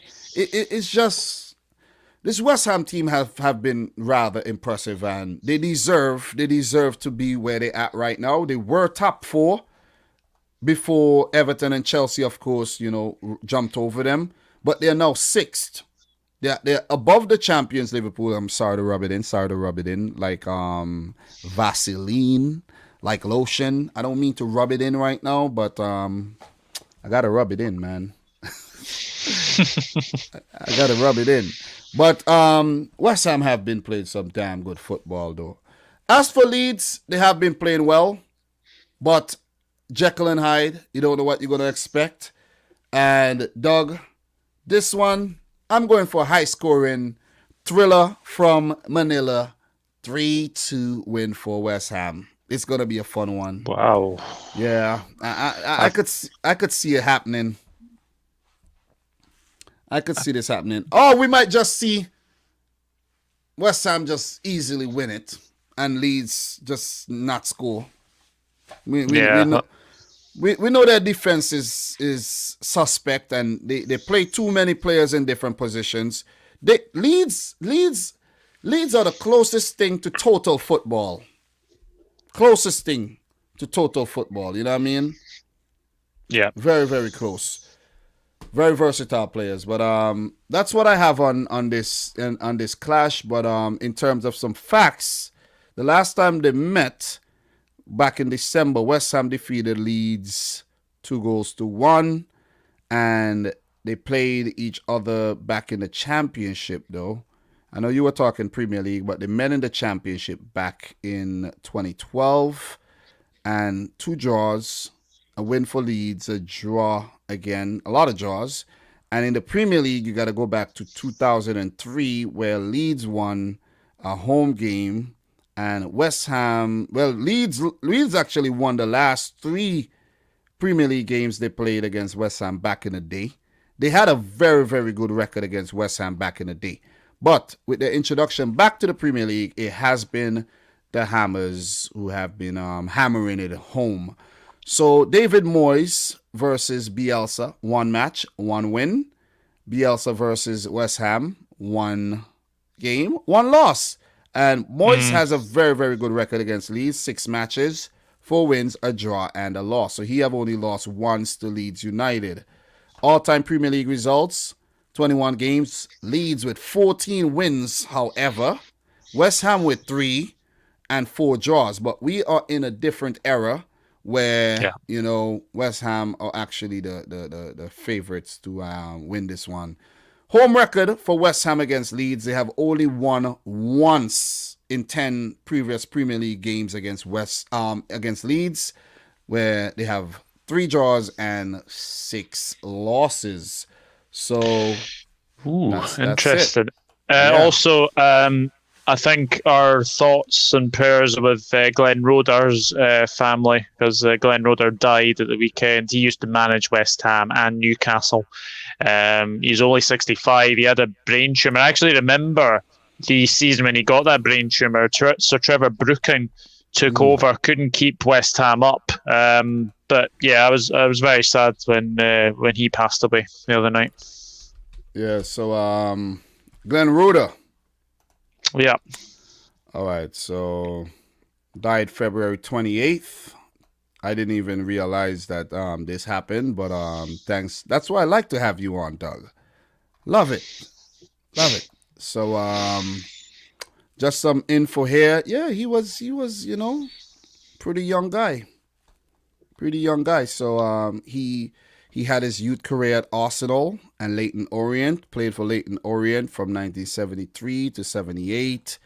Represented Queen's Park Rangers as well. Played for Newcastle, Watford, Leyton Orient, and Gillingham. Made the England B team, and he was the manager of Stevenage. That was his managerial advisor, his last stint. And he managed Norwich from 2007 to 2009. Newcastle from 06-07. West Ham 2001 to 2003. And he lasted 3 years at Watford before. That's definitely before the Italians came in. So R.I.P. to Glenn Victor Rhoda, 65 years old. May his soul rest in peace. Well done, Doug. Well done. So what are your thoughts? Guys? What are your thoughts on this one? We have the formidable Centurions 2-1 to West Ham. Prosper saying 3-2 to Leeds. Dupe 3-1 to West Ham. Sebastian 3-1 to West Ham. Airslayer 3-1 to West Ham. Who else we got here? Yeah, we forgot to mention the Lingard effect as well. He has been phenomenal. Yeah. He's one of the best loan signings of the transfer window, the last transfer window there. And Doug, what are your thoughts on Rafinha? You think Liverpool should go for this guy? Do you think he would want to join Liverpool? What do you think? It's a very good question. I think he could probably do one more season at Leeds. See if he can, do on a constant basis. But he's very rapid. He is very, very rapid. You give us something for a big change at the forward line. But again, I don't see him going in and get ahead of a Mo Salah or a Sadio Mane. So I would probably say stay at Leeds for one more season and then look out for a big move after that. Yeah, I think Klopp is very reluctant to drop Mo Salah and Mane, even Firmino at times. Big up to Legend Sweet in the house as well. Thanks for coming through. Appreciate it. Yeah. So Doug, that was a good analysis of the West Ham Leeds match. You know what I like? I do enjoy having someone on, but when I can't, I'm good. I do it by myself and all. Because what I like most is that you have time to take a sip of water while the other person is talking. You have time to gather your thoughts. You have time to write, make some notes. It's just everything's calm, and you just calm. You're good. You know what I mean? So that's what I like about doing it with someone on the live stream here. So we are definitely going to move on to the next fixture. We have a few more to go through. I think we're doing very, very well today. And let's talk about Spurs Crystal Palace. I think this is Spurs win, if I'm being honest. Crystal Palace don't have a very good record against Tottenham at their new stadium. I don't think they've won there. I don't think they've even got a point there. And I think the last meeting was a 4-0 as well. To be fair, Crystal Palace, got a good point against Manchester United, and they've been involved in a few 0-0s as well. But Tottenham, there was just something about the old Tottenham coming back. I think Gareth Bale looked very, very impressive against Burnley. So I'm going to go for a Spurs win. I'm going to go for them to win 2-0. I wasn't impressed with Spurs against Fulham at all, in that London derby there. This is back-to-back London derbies, by the way. I wasn't impressed with them. I really wasn't impressed. But I could understand with the schedule and everything, the squad isn't as deep as a Man City squad, you know what I mean? So whenever they make their changes or whatever, or if Mourinho persists with the same team over and over again, you will see a drop off in quality.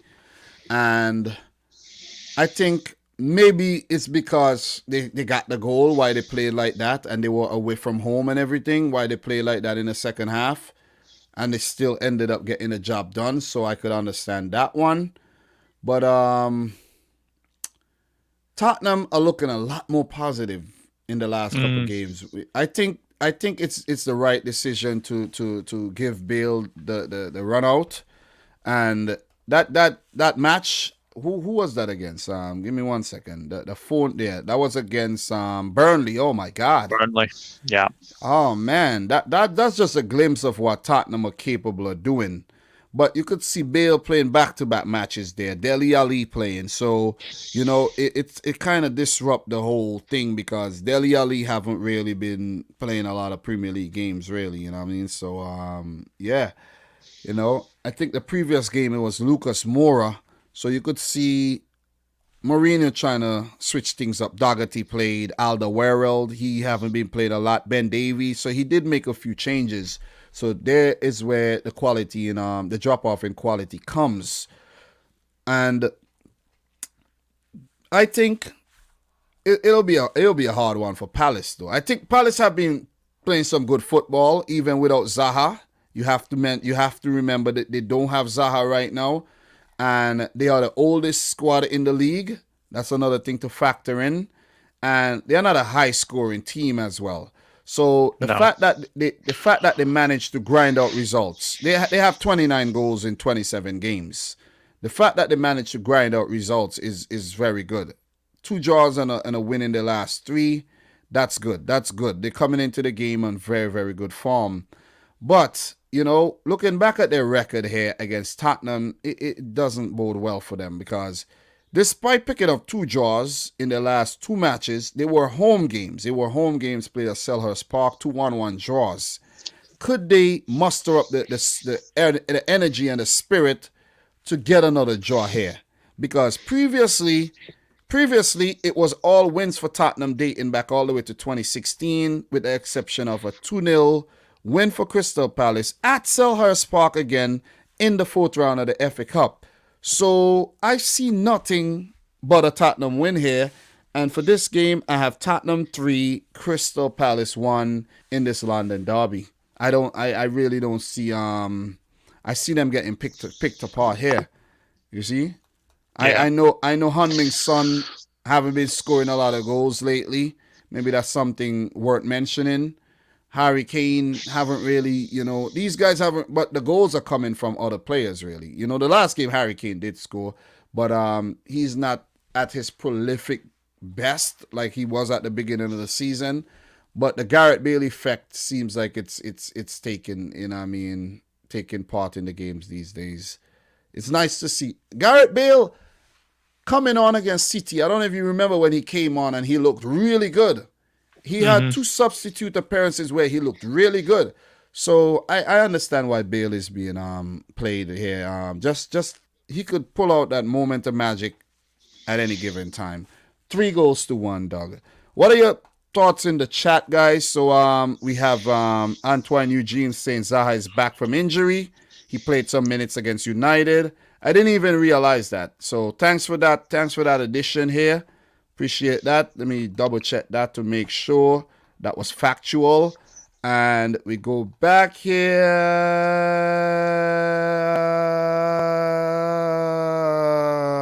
Not true. Not true. Not true. He didn't play against United. He didn't. Antoine Eugene, sorry, bro. That was not correct. Try again. Zaha is still injured. If he play against Spurs, he plays, but as of now, he didn't. He didn't. So he didn't play against United, and we don't know. So Adam Sambo is saying Spurs sometimes play really good versus Burnley and sometimes really bad. But are lucky versus Fulham. I see a stalemate here with some nice chances for both teams, but to do nothing with them. 2-0. 0-0. 2-0. 0-0 draw for Adam Samble here. Donovan 3-1 to Spurs. Elevator Kid 3-1 to Spurs. Barat Butia 1-1 draw. Tottenham says Elevator Kid. Elevator Kid, you don't need to put your predictions twice. Oh, you did. Oh, I see what you did here. He put Tottenham Spurs. Oh, yeah, you messed up. So, my bad. So, Antoine Eugene is asking, who substituted for Eze? I think it was Riedewald and Jeffrey Schlupp. And Schlupp came on. Schlupp. Schlupp, man. Look, that's a great name, that. Yeah. Do you believe Schlupp? Schlupp is a freaking Premier League winner, though. That's mental. But yeah. He was in that Leicester team. Yeah. I think he left in January, didn't he? I think so. Yeah. I think he might have. Or he left the next season. I can't remember. I need to look into that though. Schlupp. I need to look into that really quick. Jeffrey Schlupp. When did he leave Leicester City? He is actually Ghanaian and German, hence the name. So he left Leicester, dog. Yeah. In January and went to Crystal Palace. The season Leicester won the title. That is crazy. That is mental. Yeah. Oh my God. Well, he did have a winner's medal because he played enough games. He did play enough games in the first half of the season. So you see, my memory works. You know, I wasn't actually making videos back in the 2016-17 season, but I was watching a lot of Premier League football. And Doug, I'm one of those guys who did not watch a lot of Premier League football in the 2000s, you know, because I used to watch more cricket, and to be honest, I wasn't in the right, like, when I came to America, like the first 7 years, it was kind of weird for me, you know what I mean? It was kind of weird, like settling, you know, living with like my dad for the first time, and you know, there was like, it was like I was 16, and it was like, who are you talking to, man? Like, you know, like come on, calm down. So there was that kind of, you know, so I was mainly like a loner, was into different things. I watched a lot of movies. I never really watched football like that. Only the World Cup I watched. And then when I moved out and I lived on my own and I had DVR and everything, I started watching a lot of Champions League and a lot of Premier League. So when it comes to the references from the 2000s, I'm not able to bring them up because I didn't watch football, you know, club football back then. And when I was in St. Vincent, I didn't have cable to watch football. I don't need to lie. But sometimes it's a weird thing where you could find yourself talking to someone who have been following the Premier League since the 1990s, and they might bring up something. Oh, you remember this? You remember when? I'm like, no, I don't. It's irrelevant. Why are we talking about that? You see what I'm saying? Yeah. Let's keep it within the last 7 years. Yeah. You know, I would be like, oh yeah. But otherwise, it's irrelevant to talk about things from back way back then. You know, we could bring up something, yeah, but it doesn't have to be like a freaking quiz. You see what I mean? Yeah. And my boy Ryan used to do that a lot. Like he'll try to quiz me. Be like, bro, I don't know. I don't have anything to prove here. I don't know. You see what I mean? Like when you brought up that manager just now, I never heard about that guy. Never. Never. I learned something new today. And a lot of people in the chat did too. So, look. We're going to move on from this. Tottenham 3 for me. Palace 1. That's my prediction here. And the next game we have Doug, we only have 4 more to go. 3 more for the weekend, and the Man City Southampton game we have to touch on. Let's talk about Chelsea Everton. Ooh, big game, big game. Tuchel against Ancelotti. Chelsea played very well against us last night, so deserved to win. Everton going very good guns at the moment. 2-1 back-to-back 1-0 wins. This is going to be a very tricky one to predict because Everton's away form has been very, very good. They've only lost back-to-back against Southampton and Newcastle away, and I think that was in the same 2 weeks, I think. So I'm going to surprise a lot of people here, but I think Everton can get something out of the game. I'm going to go for a 1-1 draw. That's my exact prediction too, you know. That's my prediction. Yeah. I have it written down right here. That's my exact prediction. And guys, don't forget to check out my YouTube short coming up after the live stream. When I'm done, Doug, I'm going to, maybe go outside in my car. I actually just got a new vehicle too. I was at the dealership yesterday. I needed something, bro. It's been 11 years since I got to change my car. And I needed the upgrade, man. I needed it. And to make matters worse, I smashed into the back of a school bus last Friday. That just did it. That was like, oh, man. The car is mechanically sound. Like the engine, transmission, it runs perfectly. Maybe not 100%, but maybe like 90%. It is good. But I needed that upgrade. It's going to be more expense on my behalf, but it's with the wife. So it's, it becomes easier. It becomes a lot easier, but it feels good, bro. It feels good. So I might go outside in a new ride and, in the quiet cabin and whip up the prediction short. I think you should try YouTube shorts, bro. You should try them. Keep it under 1 minute and just give like a quick summary and put it up. It shows up in like a little thing. You have that tab on your YouTube homepage where you go down and you see some shorts. Yep. Yeah. It shows up. I don't know how it works, but once you put the hashtag shorts, it shows up somewhere. And the shorts that I've done so far have done pretty well. They have done. I'm not expecting. Like, I think I had a dream last night that one of my shorts got like 9,000 views or something like that, to be honest. But and when I woke up, it was only like at 500. But I think it's doing something, bro, because I don't know if the increase in subscribers is because I'm not really putting out a lot of Liverpool content anymore. Because the more Liverpool content I put out when Liverpool are losing, my subscription doesn't grow. People unsubscribe because I'm talking about Liverpool. It's like I'm rubbing it in and they're getting in their feelings about it. So focus on other content. My CONCACAF video that I put out has been doing well. So I know what I need to do.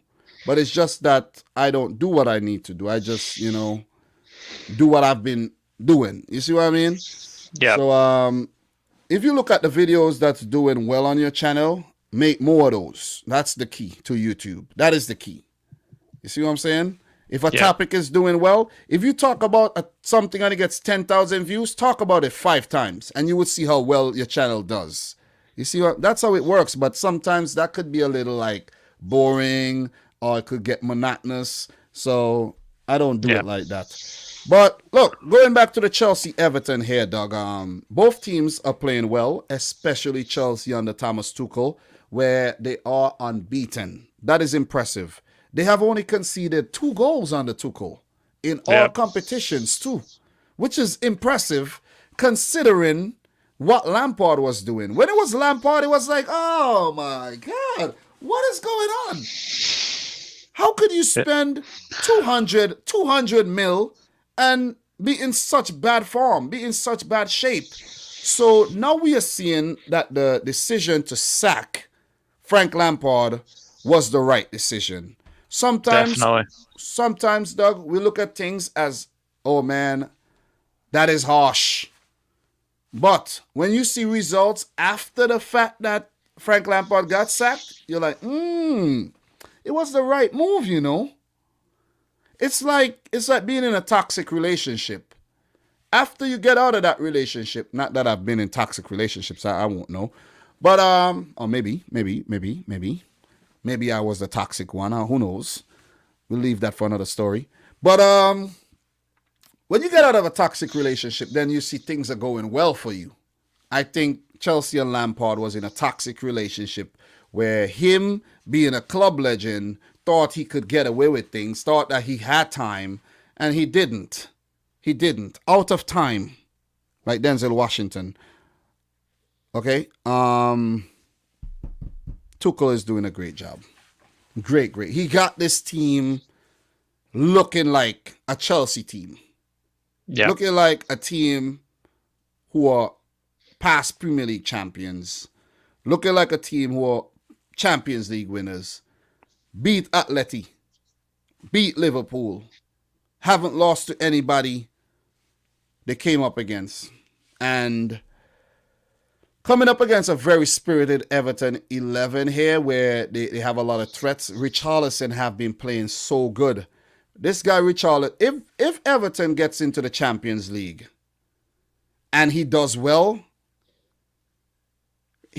some other team is picking him up. Yeah. Because I don't think Everton is the final destination for Richarlison. Remember, he came in at Watford. Somebody already picked him off of Watford. And I'm surprised. I'm really surprised another team didn't go for him.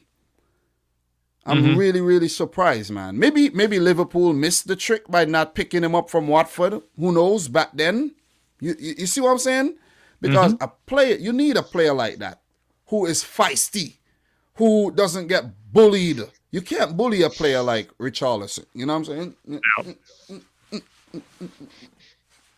You see his celebration is mad annoying though. You know that kind of duck. I think it's maybe a chicken dance or something. Something along those lines. Yeah. It's really annoying, man. Especially when you play FIFA and he does it. It's like, oh my God, stop, bro. Just stop.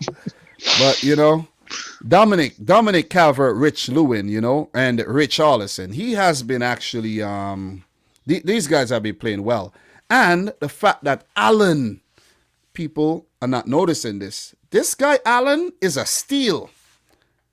This guy Allen, Ancelotti was at Napoli, right?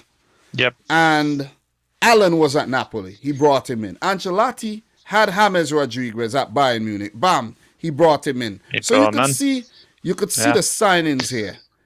Picking up Doucouré from Watford. He has done a solid job. The way he used Sigurdsson, not really, leaving him isolated from the team. He introducing, playing him a lot. The balance of him and James, Andre Gomes. I think the Everton, Alex Iwobi has had some good games. Maybe a Bernard who did play well against Tottenham could do it a few more games, but he's on the way out. But I think Everton have done a damn good job this season. The fact that right now in the Premier League table, Everton are above Liverpool, it's just astounding. And they are 3 points ahead of Liverpool too. So it means that they will remain there with a game in hand too. So if they pick up a win here against Chelsea, which is not likely, I'm going for a 1-1 draw, by the way. It will be scenes over at the blue sides of Merseyside, the blue side of Merseyside. Merseyside is currently blue right now, by the way. That's a fact, and Liverpool got to get their act together. But I'm going for a 1-1 draw, guys. Let me know your prediction in the chat. I could go on and on and on. But while the predictions are loading, though, Doug, the last meeting between these two teams was a 1-0 win for Everton. So, that just explains everything I was saying, all the good things I was saying about Everton Football Club. The Blues, two Blues meeting here. But before that, Chelsea defeated Everton 4-0. But Doug, it was 2 Everton wins before that, and that's the best Everton have played against Chelsea dating back to 2016. So in their last 4 games, they have won 3 and lost 1. And if you go back to their last 6 games, they have only lost a single game to Chelsea. I think before seeing this record and making this prediction, I think it's a solid 1-1 prediction here. And I think both teams are going to walk away with a point, cancel each other out. 2 very, very good managers, where Tuchel against Ancelotti have seen 2 wins, 2 draws, and 2 losses. And 2 games for Ancelotti against Chelsea, 1 loss and a win. This will be the first time Thomas Tuchel as a manager will be facing Everton. In 57 all-time Premier League matches, Chelsea have 26 wins, Everton 12, 19 draws, which means Everton have not lost over 50% of their games against Chelsea. So that's a very, very good thing. But at Stamford Bridge, Everton have a single win. It goes back to making a solid 1-1 prediction where there have been 11 draws and 16 Chelsea wins. So Thiago Silva is still suffering from some injury problems here. And I think Yerry Mina as well.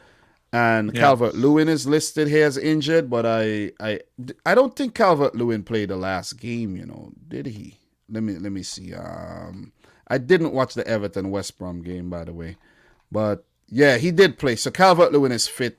Transfermarkt need to update their system as usual. So yeah, they've been slacking these days though. I don't know if they're not making enough money to pay the staff or something. But they have been very late to update their stuff. I don't think it's automated, but maybe it needs to be. So we have the Formidables 1-1. Doug, what about the fact that Timo Werner recently came out and said it's the Premier League is very difficult, very, very difficult league to play in? Yeah, I think you can look at Werner, you can look at Havertz. I think you can look at Thiago as well. There's a couple of players that came from the Bundesliga that have to take time to, get used to the Premier League. But I'm sure we'll see the better of Werner and Havertz next season. And maybe Thiago. Yeah. So it could be a Bundesliga thing, Joel Linton. Gundogan took a while to really catch, find his feet. Even Klopp took some time, Even Pep took some time after coming from the Bundesliga. It could be a Bundesliga thing. Have any Bundesliga player ever hit the ground, recent ever hit the ground running, really? If you really think about it. Maybe. Son? Who? Son?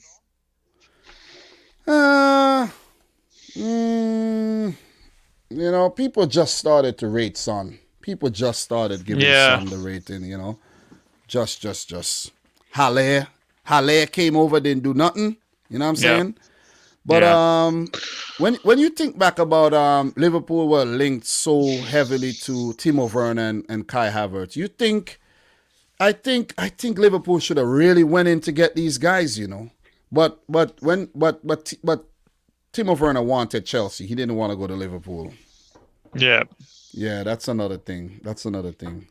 He didn't want, because I think he felt like he had a better chance up against Tammy Abraham and Giroud than he had against Firmino, because, Klopp just stuck with Firmino. You see what I'm saying? So much. So, Doug, we are going to move on and let's talk about Liverpool-Fulham. Well, if we don't win this, then I don't know when we're going to win again at Anfield. We haven't won in 7 games.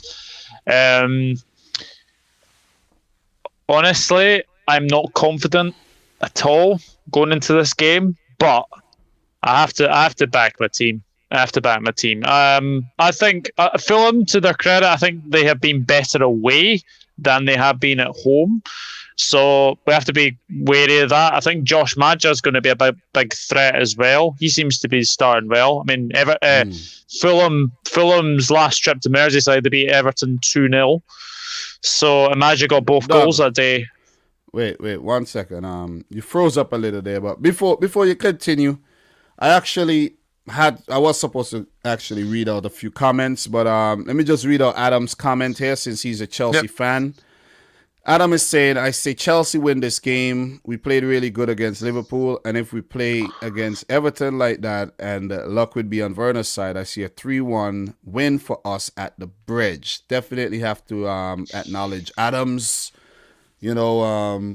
comment there. So, yeah, Doug, so just continue what you were saying there.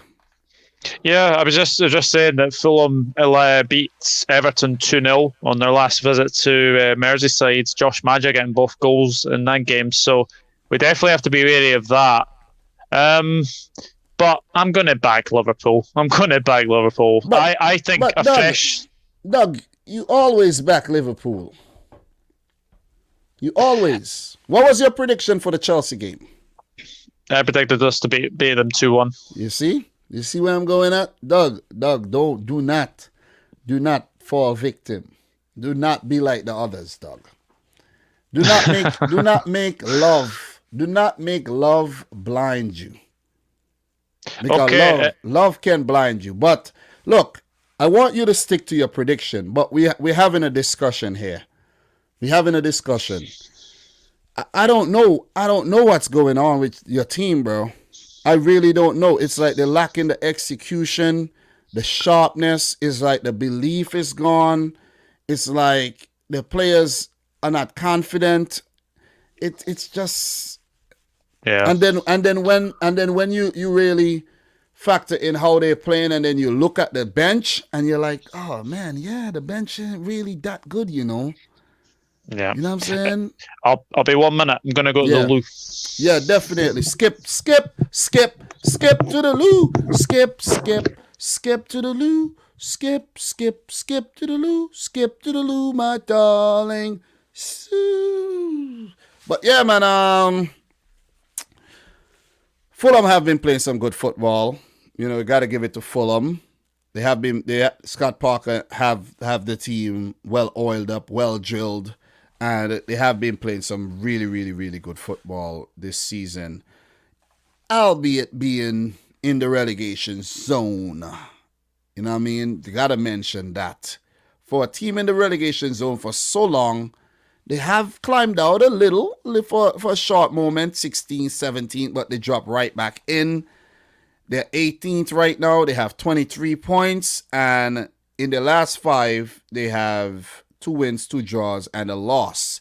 This is a better record than Liverpool in 2021. They have a better record than Liverpool in 2021, who are 7th with 5 home losses on the bounce and 4 losses in the last 5 Premier League matches, with a win there against Sheffield United.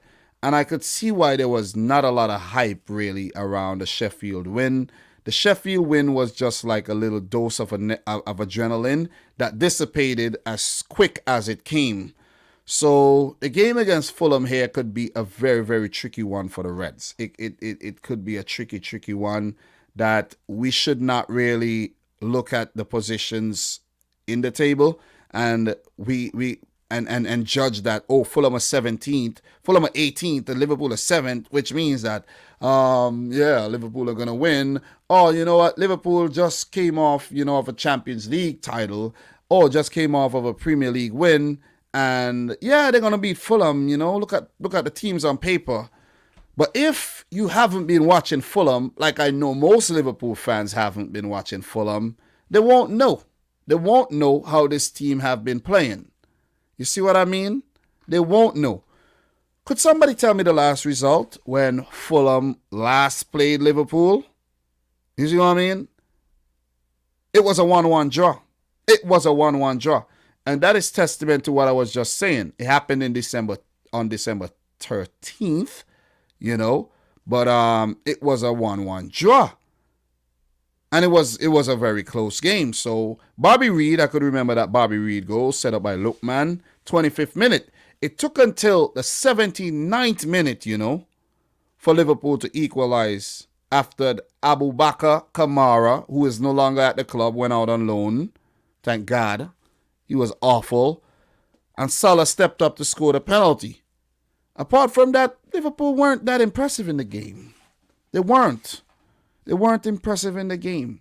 And they could have well lost that. So Fulham, they're happy to get the 3 points. The 1 point, which felt like 3 at the time, seeing that they didn't have a lot of points on the table.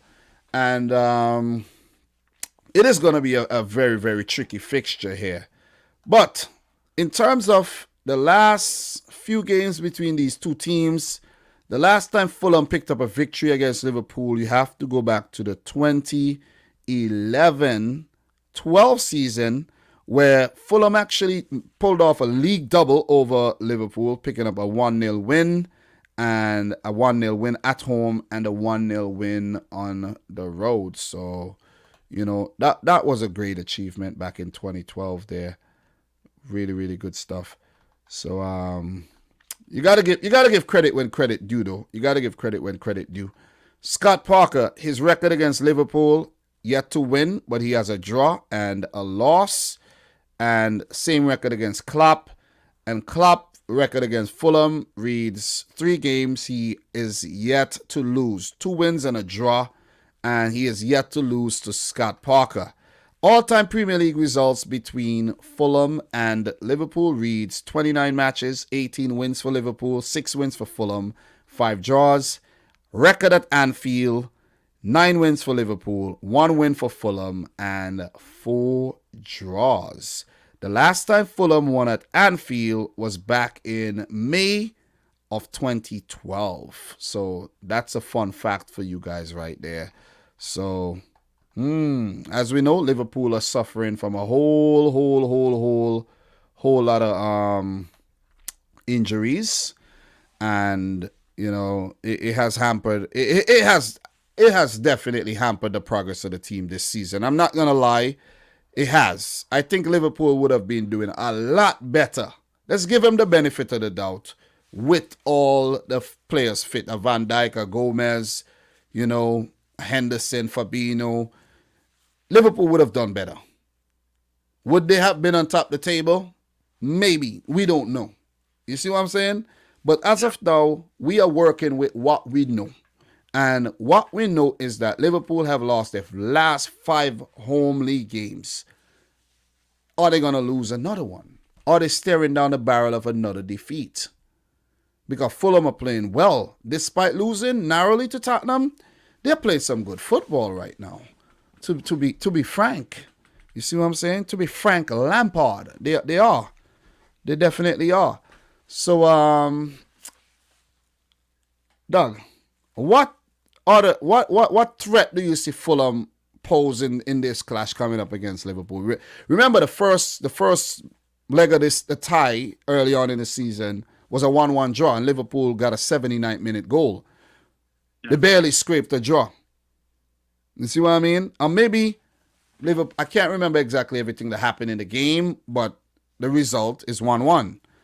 Sometimes the result does not tell the true nature of the game. What threat do you see Fulham pose here? Talk a little bit about Fulham. I think they've got big threats with Lookman, with Decaturva, Bobby Reid as well. I think they're going to be a threat for sure. And then you've got the likes of Tom Kearney, Mario Lemina as well. So, and they are a danger from set pieces as well. So you could potentially see them give us a bit of a threat. Josh Maja is the one that worries me though. Since he's joined Fulham, he looks like a completely a big threat for Fulham for sure. So. And the plus side for Fulham is that they're the last 1-2-0 at Everton as well. So, and Josh Maja scored both that day. So, could be a very interesting game for sure. Well, Doug, for Liverpool, you're coming off of another demoralizing loss to a rival club in Chelsea. Yeah. This is a team that you want to win against. You want to beat Chelsea. Yeah. And to lose 1-0, you're like, oh, God. Again, at home? You see what I'm saying? And I know how frustrating it could be because Man City endured this type of form last season. I made a whole series out of it. It's all about the L's, and people had a blast. It was a success. But I can't do the same for Liverpool because City are my team. I could beat up my team, but when and it will be funny, but it's not funny when I'm doing it for Liverpool. Then people get in their feelings. Then that's how humans operate. So that's why you see I haven't done an all about the L series this season. I started it because Man City started losing, but I'm like, nah, we I'm not gonna. And the reason why I didn't want to do that is because of the taste that the bitter taste it left in my mouth when I see fans and YouTubers like Ryan and Anfield Agenda laughing when other teams lose, other rival teams lose. I don't see them making that type of videos anymore. I don't see Craig dropping videos about United drop points again, ha ha ha ha ha, because that's what was going on early on in the season. Go back, the evidence is there. And I was like, nah, I don't want to be that type of person. You see what I'm saying? Those videos have since dried up, by the way, significantly. Yeah. You see what I mean? So, and that's no stab at Ryan or Craig or anything, you know what I mean? You see? And I'm just speaking facts that you just have to take it one day at a time. You just have to enjoy the moment when you're winning. And, because there could be a time when you're not doing very well and all your problems get exposed, like all of City's problems got exposed last season, and they were fixed because we needed a centre back and we got one. We got two. And we got rid of, Otamendi, who was up there in age, which is what you do. So, Liverpool, I think, and the fans like to romanticize instead of look forward, look into the future. They like to hold on. They like to hold on to things because the things were shiny before, but they're lackluster right now. Lackluster, two separate words, and lackluster, one word, sums up Liverpool's season, Liverpool's form after Christmas. Because I heard Klopp saying Oxlade-Chamberlain, he's training well. Milner, he's training well. But are they playing well? Training and playing is not the same thing. It is not the same pressure. You see what I'm saying? So I think Liverpool's squad needs a refresh. It needs to be strengthened. And some players need to be moved on. And maybe the wrong players were moved on when you really look at it. If you look at Lallana and you look at Lovren, think about what those players could have offered Liverpool this season. But they were moved on. You see what I'm saying? At the time, maybe it looked like the right thing. But when you really think about it, it's like,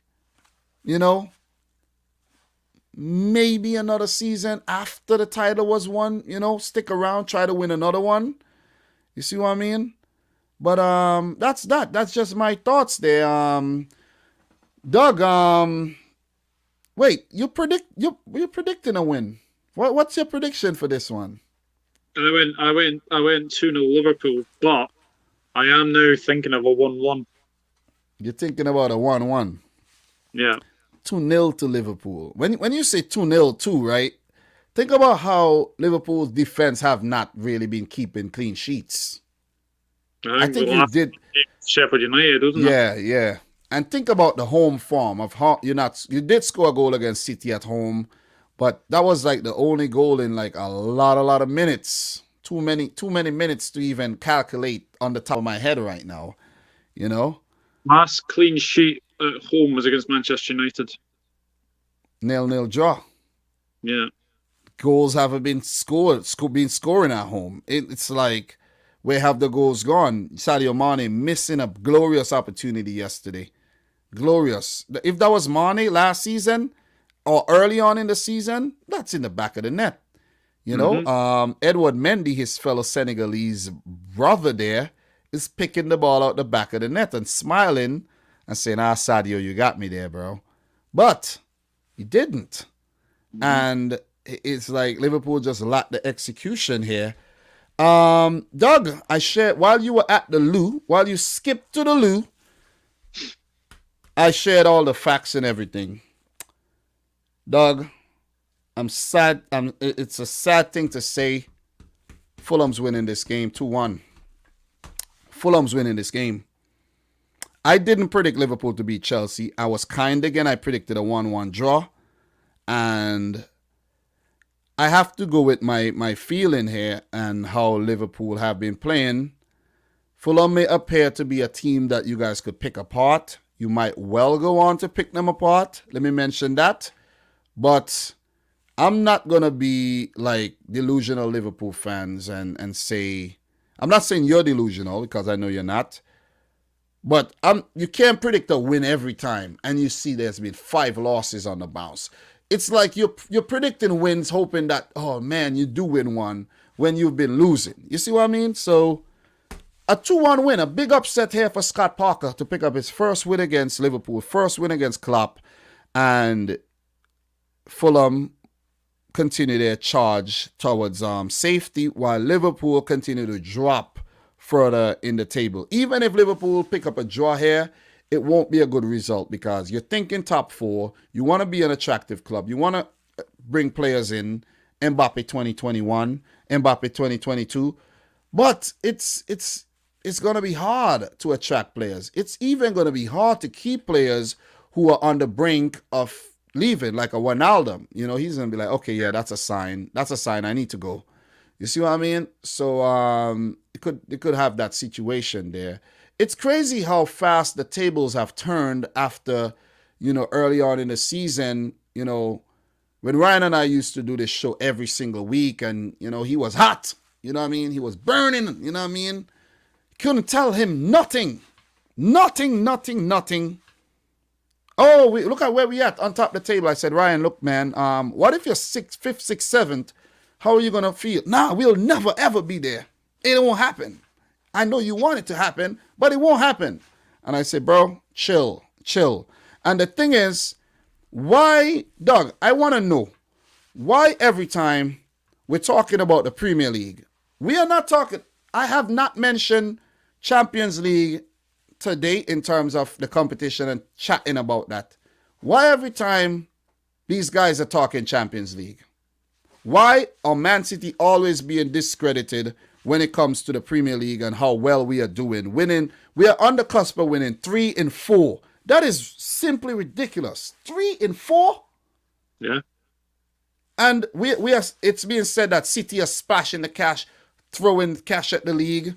How am I hearing that Liverpool and FSG are mulling a £750 million injection into the club?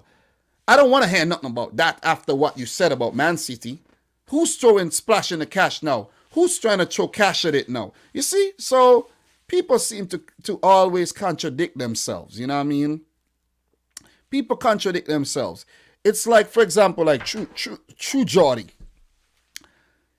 He would talk shit about Man City and how big amount of money was injected and whatnot.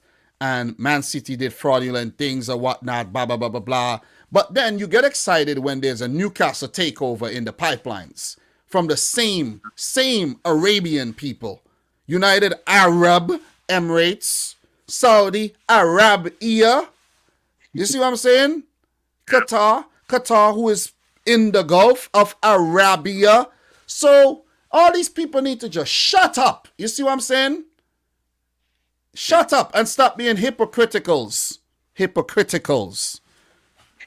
You see what I'm saying? Hypocrites. But look, Doug, it's a great point I'm making. You have to spend to stay and keep up. You have to, bro. You have to spend to keep up. When you spend your money, even though it might put you in a little hole, you look better. You can compete now. You see what I'm saying? Mm-hmm. For example, like I just buy a new vehicle, right? I spent some money, my wife and I. Now when people see me, maybe they'll look at me a little differently because they're like, okay, nice car.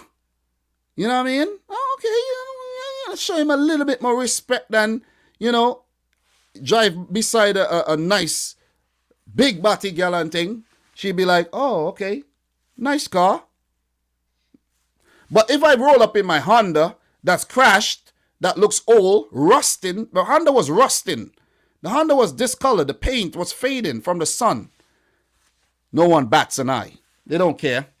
They're like, oh, whatever. You driving an old car, whatnot. You know, I cannot compete. I can't compete not spending, not injecting money into my craft. So you have to keep refreshing. And I don't think that Liverpool actually put enough money into the squad after their successes of back-to-back Champions League final and a first Premier League win in 30 years, when there was a craze. Money was made. Jerseys were sold. Sponsorship money came in. It wasn't injected back in the team. When you have a business, you have to inject a lot of that money back in order to sustain the dominance, in order to sustain the success, and you end up making more in the long run than on a short-term basis. You see what I mean? So now, with failing to inject the money, failing to splash the cash because you want to be frugal, you want to pick up bits and pieces, players like Ben Davies, who is yet to play a game, and, you know, Ozan Kabak, who was at Schalke, who won 1 game in 29 or 2 games in 30-something games or so. You want to bring in players who are low on confidence like that and expect results? No, it's not going to happen. It is not going to happen. Doug, one question for you before we move on to Man City and wrap this thing up. Should Liverpool sack Klopp?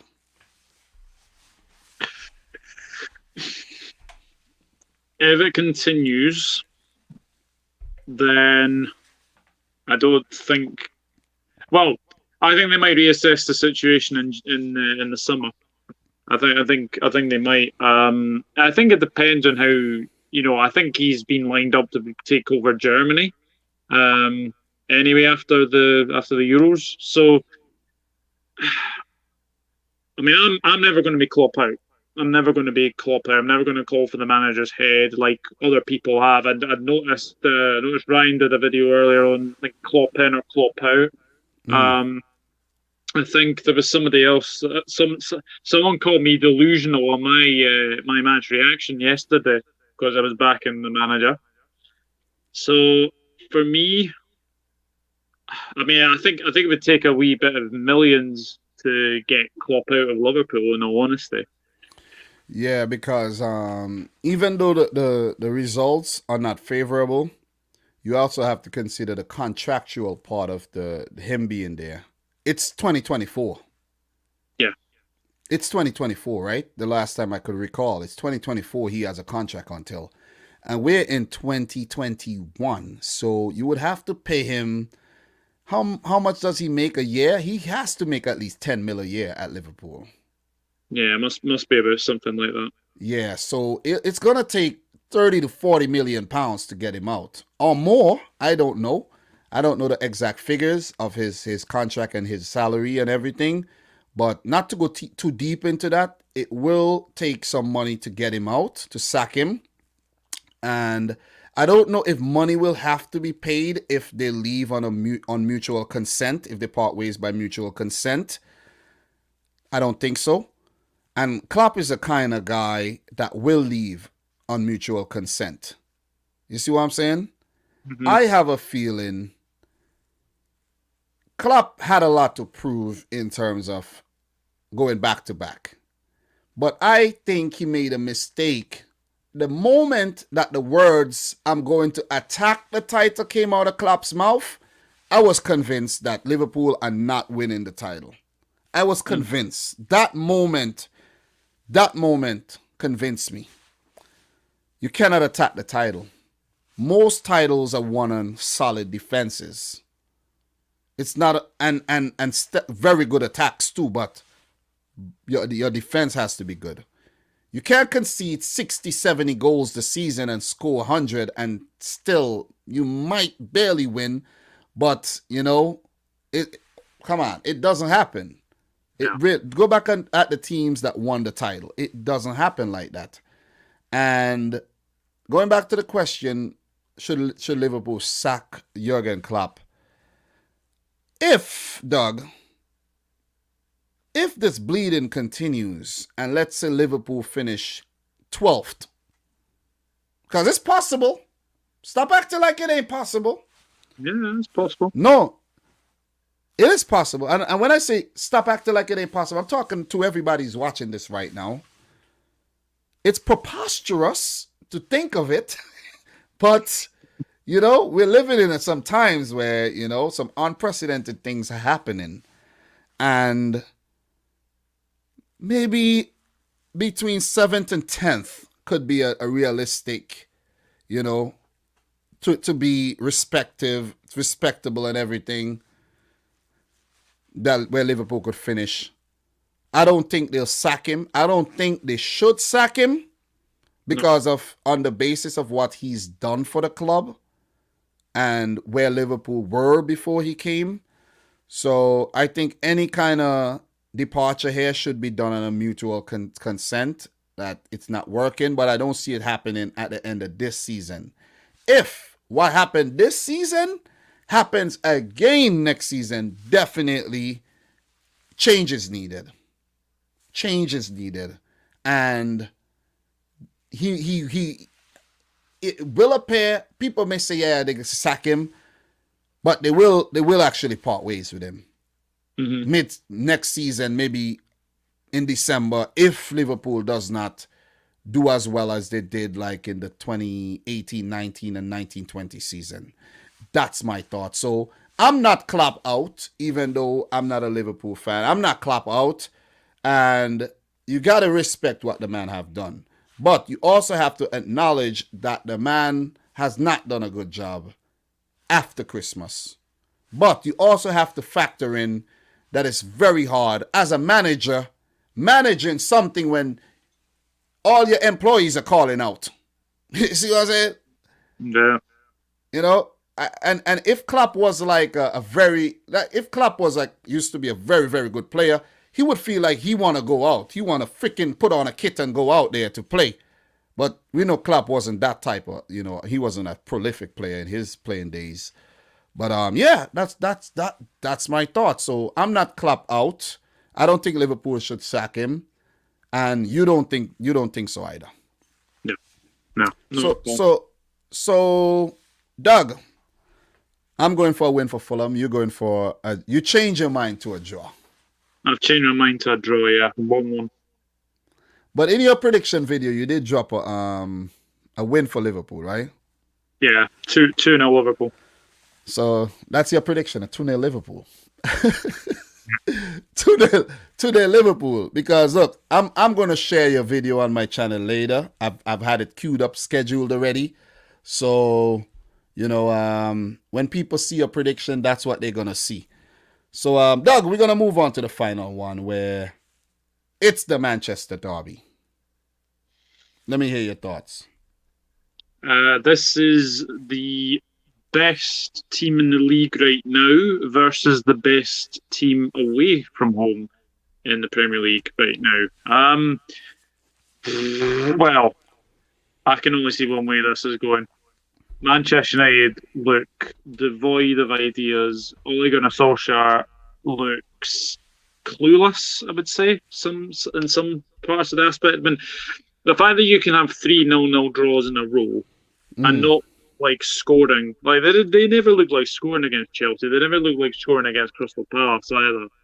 I think it was one save from Guaita from Matic, which looked like it was heading in. But apart from that, I didn't really see them attacking much at all. And Palace should have won that game.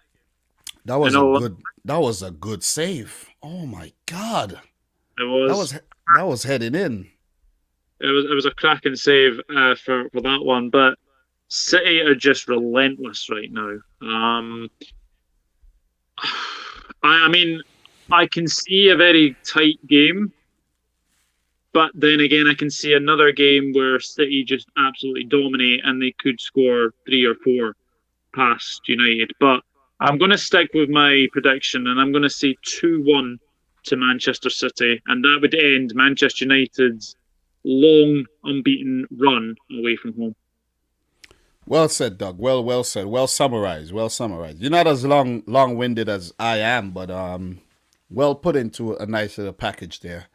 Look, this is my team, Doug. As you know, this is my team, and you know a lot of people may look at me as a plastic Man City fan because you know I've started supporting Man City during the takeover era, and you know, as I explained earlier, I wasn't really into Premier League and club football back in the 2000s or even before that, but I never went and did any research on City and say, and it's kind of dumb that I didn't do it. Like I didn't like go and look into the team and or I found out Man City got relegated while as being a Man City supporter. I'm like, whoa, really? Oh shoot, let me go back here.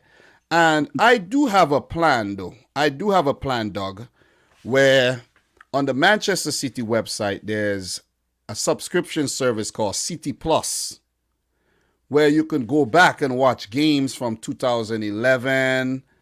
I have a plan to go back and watch every game during the 2010s. It's going to take a while, but it could happen. If I take the time and let me watch this game, it could, and excuse me, because I just want to soak in that knowledge, I just want to watch, how, the team was built up after the takeover, period and everything. I am knowledgeable about the players who have been there in the 2010s, fairly knowledgeable, but I'm not going to act like I can talk about the time when there was a Sean Gota or Stephen Ireland or, even Adam Johnson. I'm not going to act like, you see what I'm saying? I'm not going to act like I knew when Robinho came to the club and Joe and all these guys and Ilano and... no! I'm not a pretender. You see what I'm saying? There's nothing fraud about me. It's just that I was nomadic. I didn't have a club. I didn't have a home. And as I didn't know I would have been here making videos, football videos on YouTube. But that Barcelona PSG game, man, and the club that I actually wanted to start to follow was Real Madrid. That was the club that I wanted to follow, was Real Madrid. And then I was like, nah, man, Spanish team, bro. Spanish team. And I don't have BN Sports. That's where the game is played. I don't have BN Sports. I'm like, nah, big mistake. Can't do that. Nah. So I went like the whole summer of 2017, no club. And not like Real Madrid was ever my club, really. I flirted with the idea and And then the way Man City were playing in 2017-18, I'm like, what the hell? This team. I didn't go in and say, oh, this, that, Pep Guardiola, this, that. I wasn't really into to deep diving and looking into things. I'm going to keep it real. I'm going to keep it a buck. And I said, this is the team that I'm going to follow here. This is the team that I'm going to follow. I didn't look into City winning the two titles before that. I didn't look into the money they spent. None of that, honestly. And I say this with confidence because in like my love life, the way I meet girls is just the same way. The first time I saw my wife, I'm like, that was it. You see what I'm saying? I have two other kids, and the first time I saw their moms, that was it. You see what I'm saying? So that's just how I operate. That's just a little story, little off topic. But it's the big Manchester derby between Man United and Manchester City. The inevitables, according to esteemed company, a Man City channel, versus the great pretenders, Manchester United. Yeah. So, look, United, four draws in the last 5 Premier League games tells a story. This team does not play well when Bruno Fernandes, or let's say Rashford to a lesser extent, does not play well. Their defense isn't that good, even though they spent so much money on Harry Maguire. he's not going to assure you that there won't be goals scored. I actually think having Dean Henderson in the game, the last game they played there, helped them more than hurt them. I think if that was De Gea, they lose that game. They lose the game. And De Gea might come back for the Man City game, and that's where it's gonna work in our favor. That's gonna be an Achilles heel there. They have he's not coming back. So once he goes to Spain with the coronavirus, rules, he can't play. Yeah, he's back in Spain. He's back in Spain with his girlfriend. I think she gave birth this morning. So yeah, he won't play. It'll be Henderson. So that's Henderson. And okay, that could work in their favor though. So yeah, but still, not like Henderson is like playing a lot at United where his confidence is up there. He will have a lot to prove, but he won't be as sharp as maybe a De Gea would have been, even though he has his shortcomings. Okay. Yeah. So yeah. So back to United there. Bruno Fernandes have been absent, dog, against the bigger teams. Nowhere to be found. Like it's like he's a ghost. He go into ghost mode. Casper the Ghost. Yeah, huh? Casper the Ghost. Yes. Casper Fernandes. Bruno Casper Fernandes. That's basically what he is. But against Palace, against Chelsea, nowhere to be found. Nowhere. Literally nowhere to be found. And I'm like, what is I think, do you think Bruno Fernandes is not happy, tired? Do you think he's tired? Do you think he's exhausted? 100%. 100%. He's hardly had any rest. And you look at that Manchester United team, without him, they're average at best.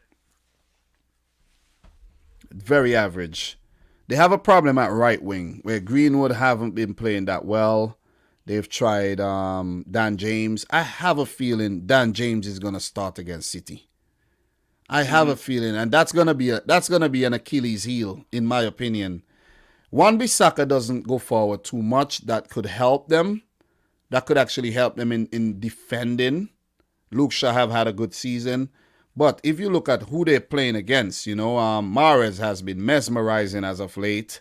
Sterling have, been troublesome sometimes, not all the time. And, yeah. So, myself, I'm going to let you know this one time. I will block you for good. It doesn't matter how many channels you come through on. Stop the bickering and the nonsense in the chat. Please. Okay. It's very disruptive reading the comments and you're seeing this. Everybody who's doing that, stop it. Please stop it. Stop. You guys need to chill. Thank you very much. Moderators, do your job. We have mods in the chat. Do your job, mods. Do your job. Don't be scared. Do it. Time out anybody you feel not adhering to the rules. The unwritten rules, anyways. I don't care. Marlon Daly, I don't care. That's from all his previous offenses. Okay? So, okay. Stop distracting me. Distracting the quality content here. Stop it. Marlon Daly said he's leaving the channel. Okay. I'm going from what I've seen before, okay? Marlon Daly. Sorry. If you're going to leave the channel just for that, it means you weren't real in the first place, that you're going to leave because I moderate my chat and time somebody out. I didn't block them, I timed them out. And if you want to leave the channel for that, get the hell out of here, please. Thank you very much. Bye. You could think whatever you want of me, but that's flaky. That's flaky, dog. Yeah. That's flaky, bro. If somebody's gonna leave because of that, that means you were mad at me. You have a problem with me already. That you're gonna leave for something like that because I'm moderating my chat. Get out of here. I don't care. Bye. Bye-bye, Marlon Daly. Bye. You're always free to come back. You're not blocked, by the way. Anyways, let's go back to the Man United, Man City thing. Ole Gunnar Solskjaer, man. This guy is so freaking timid. It's like his interviews are the worst. It's like it's like, oh God, man. Like it's fantastic. It's fantastic. He likes to use the word fantastic. It's fantastic. It's just annoying, man. It's just annoying. You see what I'm saying? It's like he's too honest sometimes, you know what I mean? He's too honest, and it's like his choice of words, and it's like every time he's in some trouble, he always gets out of trouble. Always. Yeah. But is this, the away form has been very good. It has been very good. This is a derby. This is a tricky game. But Man City have done well over the last season against Manchester United, even though they did the league double over us last year, which was, a very uncharacteristic year for Man City, to say the least. And they did win a Carabao Cup game, even though it was a semi-final and it was inconsequential. That's 3 losses for City against United in, the last 6 games. And last season, they had us. The early Premier League fixture this season, it was one of the dullest 0-0 draws. And we defeated them 2-0 in the semi-finals of the Carabao Cup, where there was 1 leg played, despite playing 2 legs last season. And United had Bruno Fernandes and the full team playing against us in the Carabao Cup. I think, and this happened January 6th, so in 2021, Man City have been very, very good, Doug. We could spend all day talking about this. My prediction here in this Manchester derby is a 3-1 win for City. I think we will concede a goal, but we will eventually win this. It's just too much quality, I think, at our disposal. If you look at the bench, man, it's like whoever plays on the bench. Pep makes 6 and 5 changes every game. United tried to do that in the last game against Palace, and it didn't work. No. Matic came on, Cavani came back. Cavani could be a problem, but I think Stones is going to play this match instead of Laporte. Stones is going to come back, and I think Pep's going to go with Cancelo again instead of Zinchenko. He should. Or he might just go with Walker. He might just go with Cancelo and Zinchenko, or Walker and Zinchenko. But I don't see this as a Zinchenko type game. Zinchenko is he's one that can make an error or can be bullied a bit. And I say that even though he is a guy that does play well, does fly under the radar. Fernandinho, this game is calling out for Fernandinho. Rodri had a suspect second half against Wolves, and I think he should be taking out the firing line. Gundogan should come back alongside De Bruyne. Mahrez should play. I think Foden should start ahead of Sterling, and I think Jesus should start ahead of Aguero in this one. It should be Jesus, Mahrez, and Foden up top. Gundogan, Kevin De Bruyne, Fernandinho, Cancelo, Stones, Diaz, Walker, Edison. That's my team. What Pep's going to do might be something totally different. Yeah. But I hope he doesn't play Ferran Torres in this game. I think Ferran Torres is still finding his feet in the Premier League. You see he's done better in the Champions League. But in the Premier League, he's like Casper the Ghost as well in the games.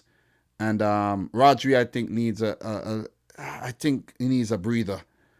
But going back to United, I think now we see that they're missing Paul Pogba. They're missing that extra body in the midfield capable of something special. Because Fred ain't doing it. McTominay could do, something. But he's a utility type player. But threats here, Edinson Cavani, who might be isolated in this game. If Rashford doesn't play, it's going to be a big problem for United. Big problem. Dean Henderson in goal could be an Achilles heel as well. Their defensive partnership has been, suspect. Bailly played the last game. Then, Lindelof. Sometimes it's Lindelof and Maguire. So 3-1. I think 3-1. A 3-1 win is a fair prediction here. And City would continue their charge on top of the table, and they will stretch the gap between themselves and their neighbors to 17 points, which is simply ridiculous. So I'm gonna finally go and block this Marlon Daly person. So bye. No need for those comments. No need for the comments. So bye. I could definitely tell that you're very immature. And you won't be missed around here because you say you're leaving and then you come back talking. Bye-bye. See you later. So, look, Doug, man, on your channel, bro, don't be afraid to block people because notice, most people don't support you. They just come in to troll. They come in to mock you. They come in to see you fail, laugh at you if you're getting low views or whatnot. And they don't know the whole story. They don't know the work being put in to do this. Look at me. I woke up. It's 12 o'clock. I'm here doing this. I could be in the bed with my wife right now, having a nice, you know what I mean? And I'm here. And these people they don't support. They never drop a super chat. They never do anything. They probably skip the ads on the videos. You know what I mean? And I have 41,000 subscribers. But most people that watch the videos are new people. So there's always opportunity. One person leave, 5 new ones come. You don't have to lose sleep over that. So with that being said, I do appreciate everybody who support the channel wholeheartedly. A guy like this is not wholeheartedly supporting the channel. You see what I'm saying? Yeah. You're not. So bye. Get out of here. Anyways, Doug, City to win. United. If there's a draw, I won't be surprised. It's a derby. But on merit, Man City to win this game. The Southampton match before we wrap things up, Doug. I think City should win this. I think Southampton haven't got a very good record at the Etihad. I think if City beat United, then 17 points, and then beat Southampton 20 points, and then I think it's just a case of when, not if. I think is it 7 wins from City now to win the title. I think you're on the road to that. So I'm going to go. I think it could be a bit of an easy one. This one, I'm going to go 3-0 City. Yeah, the way Southampton have. I didn't make a prediction for this one yet, but I can't see us losing against this Southampton team at all. This would be a midweek game. Is this game coming while there's Champions League matches? Yes. Again. Oh my God. Why? You know what I mean? That happened the last time, and I had to end up watching the Champions League games the morning after because and that it goes back. Like my boy Have Hope says he's a complicated Chelsea fan, right? Mm-hmm. Meaning that if Chelsea is playing against Brighton and AC Milan and Inter Milan are playing, he's watching AC Milan and Inter Milan. You see what I'm saying? Because first, he's a football fan. I'm a football fan first, too. But I just cannot watch another game when Man City are playing. It just cannot happen. You see what I'm saying? It just can't happen, man. And people, when I'm watching these City games, man, my wife be looking at me like I'm nuts. Like I'm nuts. When we scored that goal the other day, I think it was against West Ham. Oh man, if you see me running around the freaking house, man, it's just the passion. So I don't see Southampton getting anything from this. They better hope they get something from the Sheffield game to spare their blushes there because they have been horrible. So for the Southampton Man City game, it could get ugly. I'm gonna go for 3-0 to Man City, and that would end the run of 4 home games in a row, where I think City they are gonna go unbeaten in all. But I have made a prediction that City would win their remaining fixtures for the rest of the season, and it could happen. It could happen. Yeah. Not the Invincibles, but the Formidables. So, Doug, I've time-stamped everything already, bro. So when I'm done, I just put everything up and I have chapter markers and everything for the people who like to skip around. Adam Samble did mention that early on, and a few people, because there's some people who actually have short attention spans and who don't really care about some games. So I'm gonna keep doing it, and it's just putting effort and effort and effort into the thing.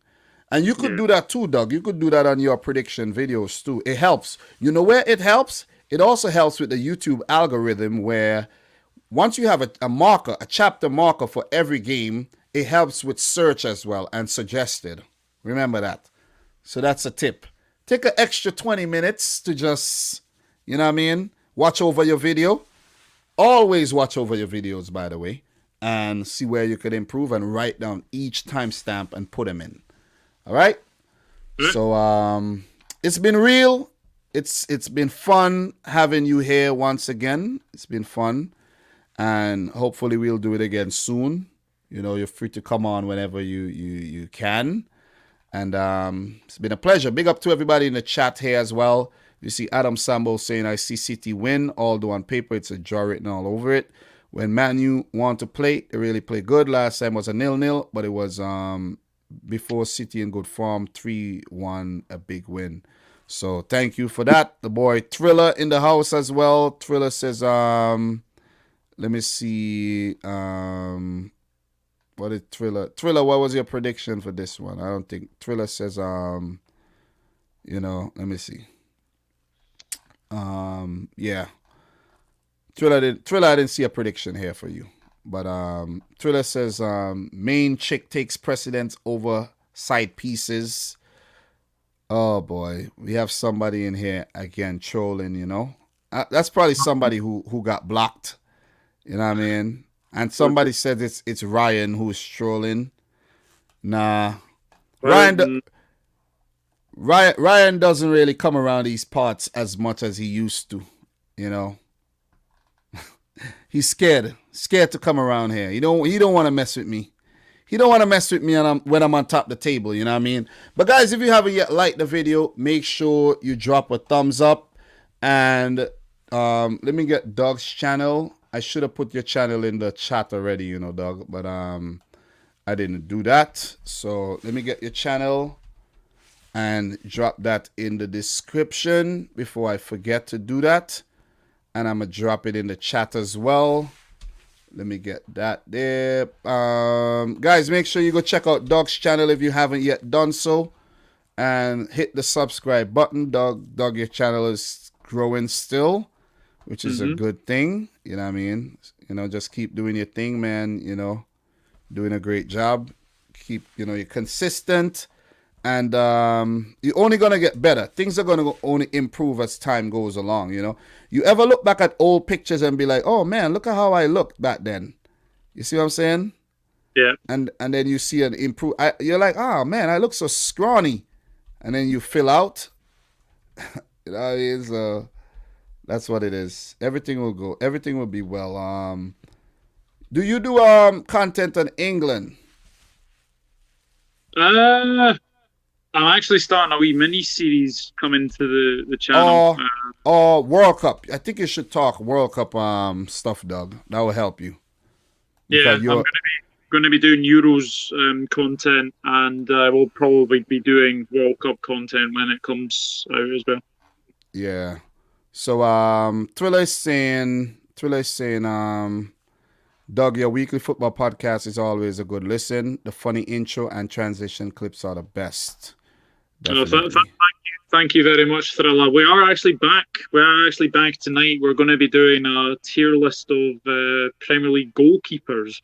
So yeah, that should be very, very interesting for sure. So yeah, just stick around. I'll be at 7 o'clock. So that's an hour and 35 minutes. Yeah, Mohammed O'Day saying we miss Ryan LFC and Dom. Yeah, it was good while it lasted. Everything ain't gonna last forever, you know. It would have been nice. I think that would have been really, really nice. To be honest, it goes both. You know, I have mixed feelings about it, but overall, I think there was a lot of momentum when Ryan was on here, but Ryan might blame me. I might blame him. You know what I mean? But this decisions have to be made.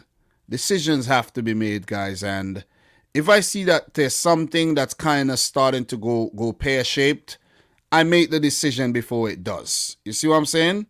And no bad blood, no bad blood. And Ryan's doing his thing, I'm doing my thing. But it's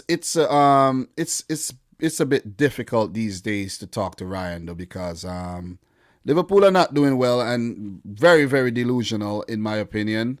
And he just swears by Liverpool. You see what I'm saying?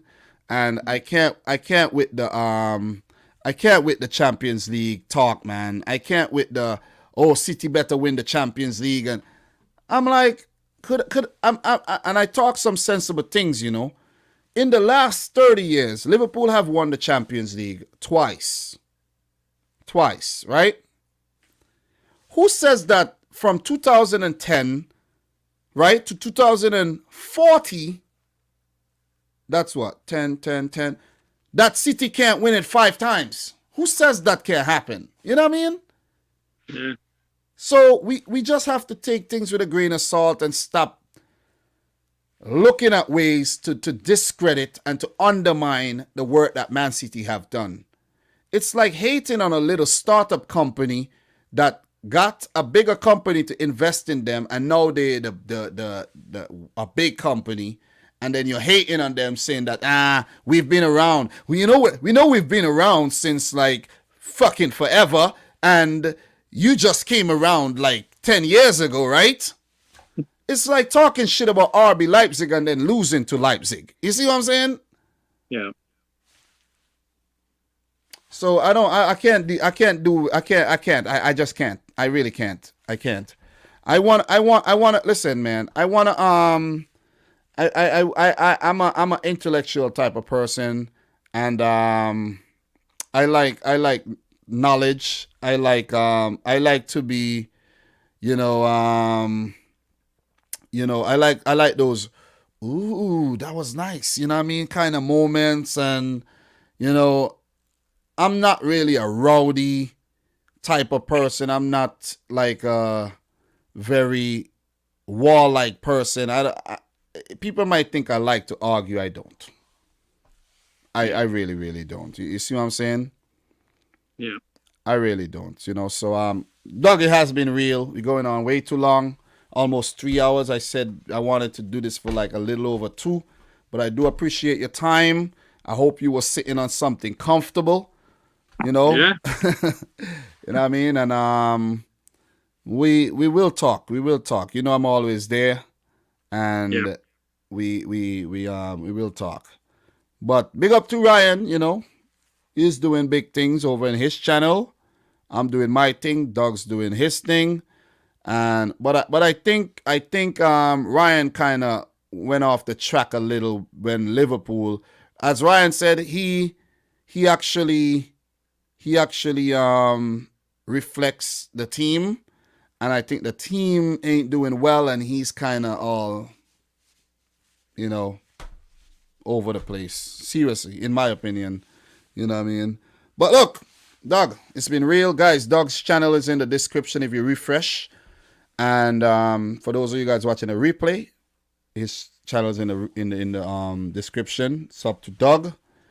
And Doug, we will talk soon. Matter of fact, stay on after the stream ends for just, And thanks to everybody who came out, supported the thing today. We'll be back maybe on Sunday or Monday to do a recap. So from your boy Doug and Dominic Rich, until next time. Peace out. Rich Squad.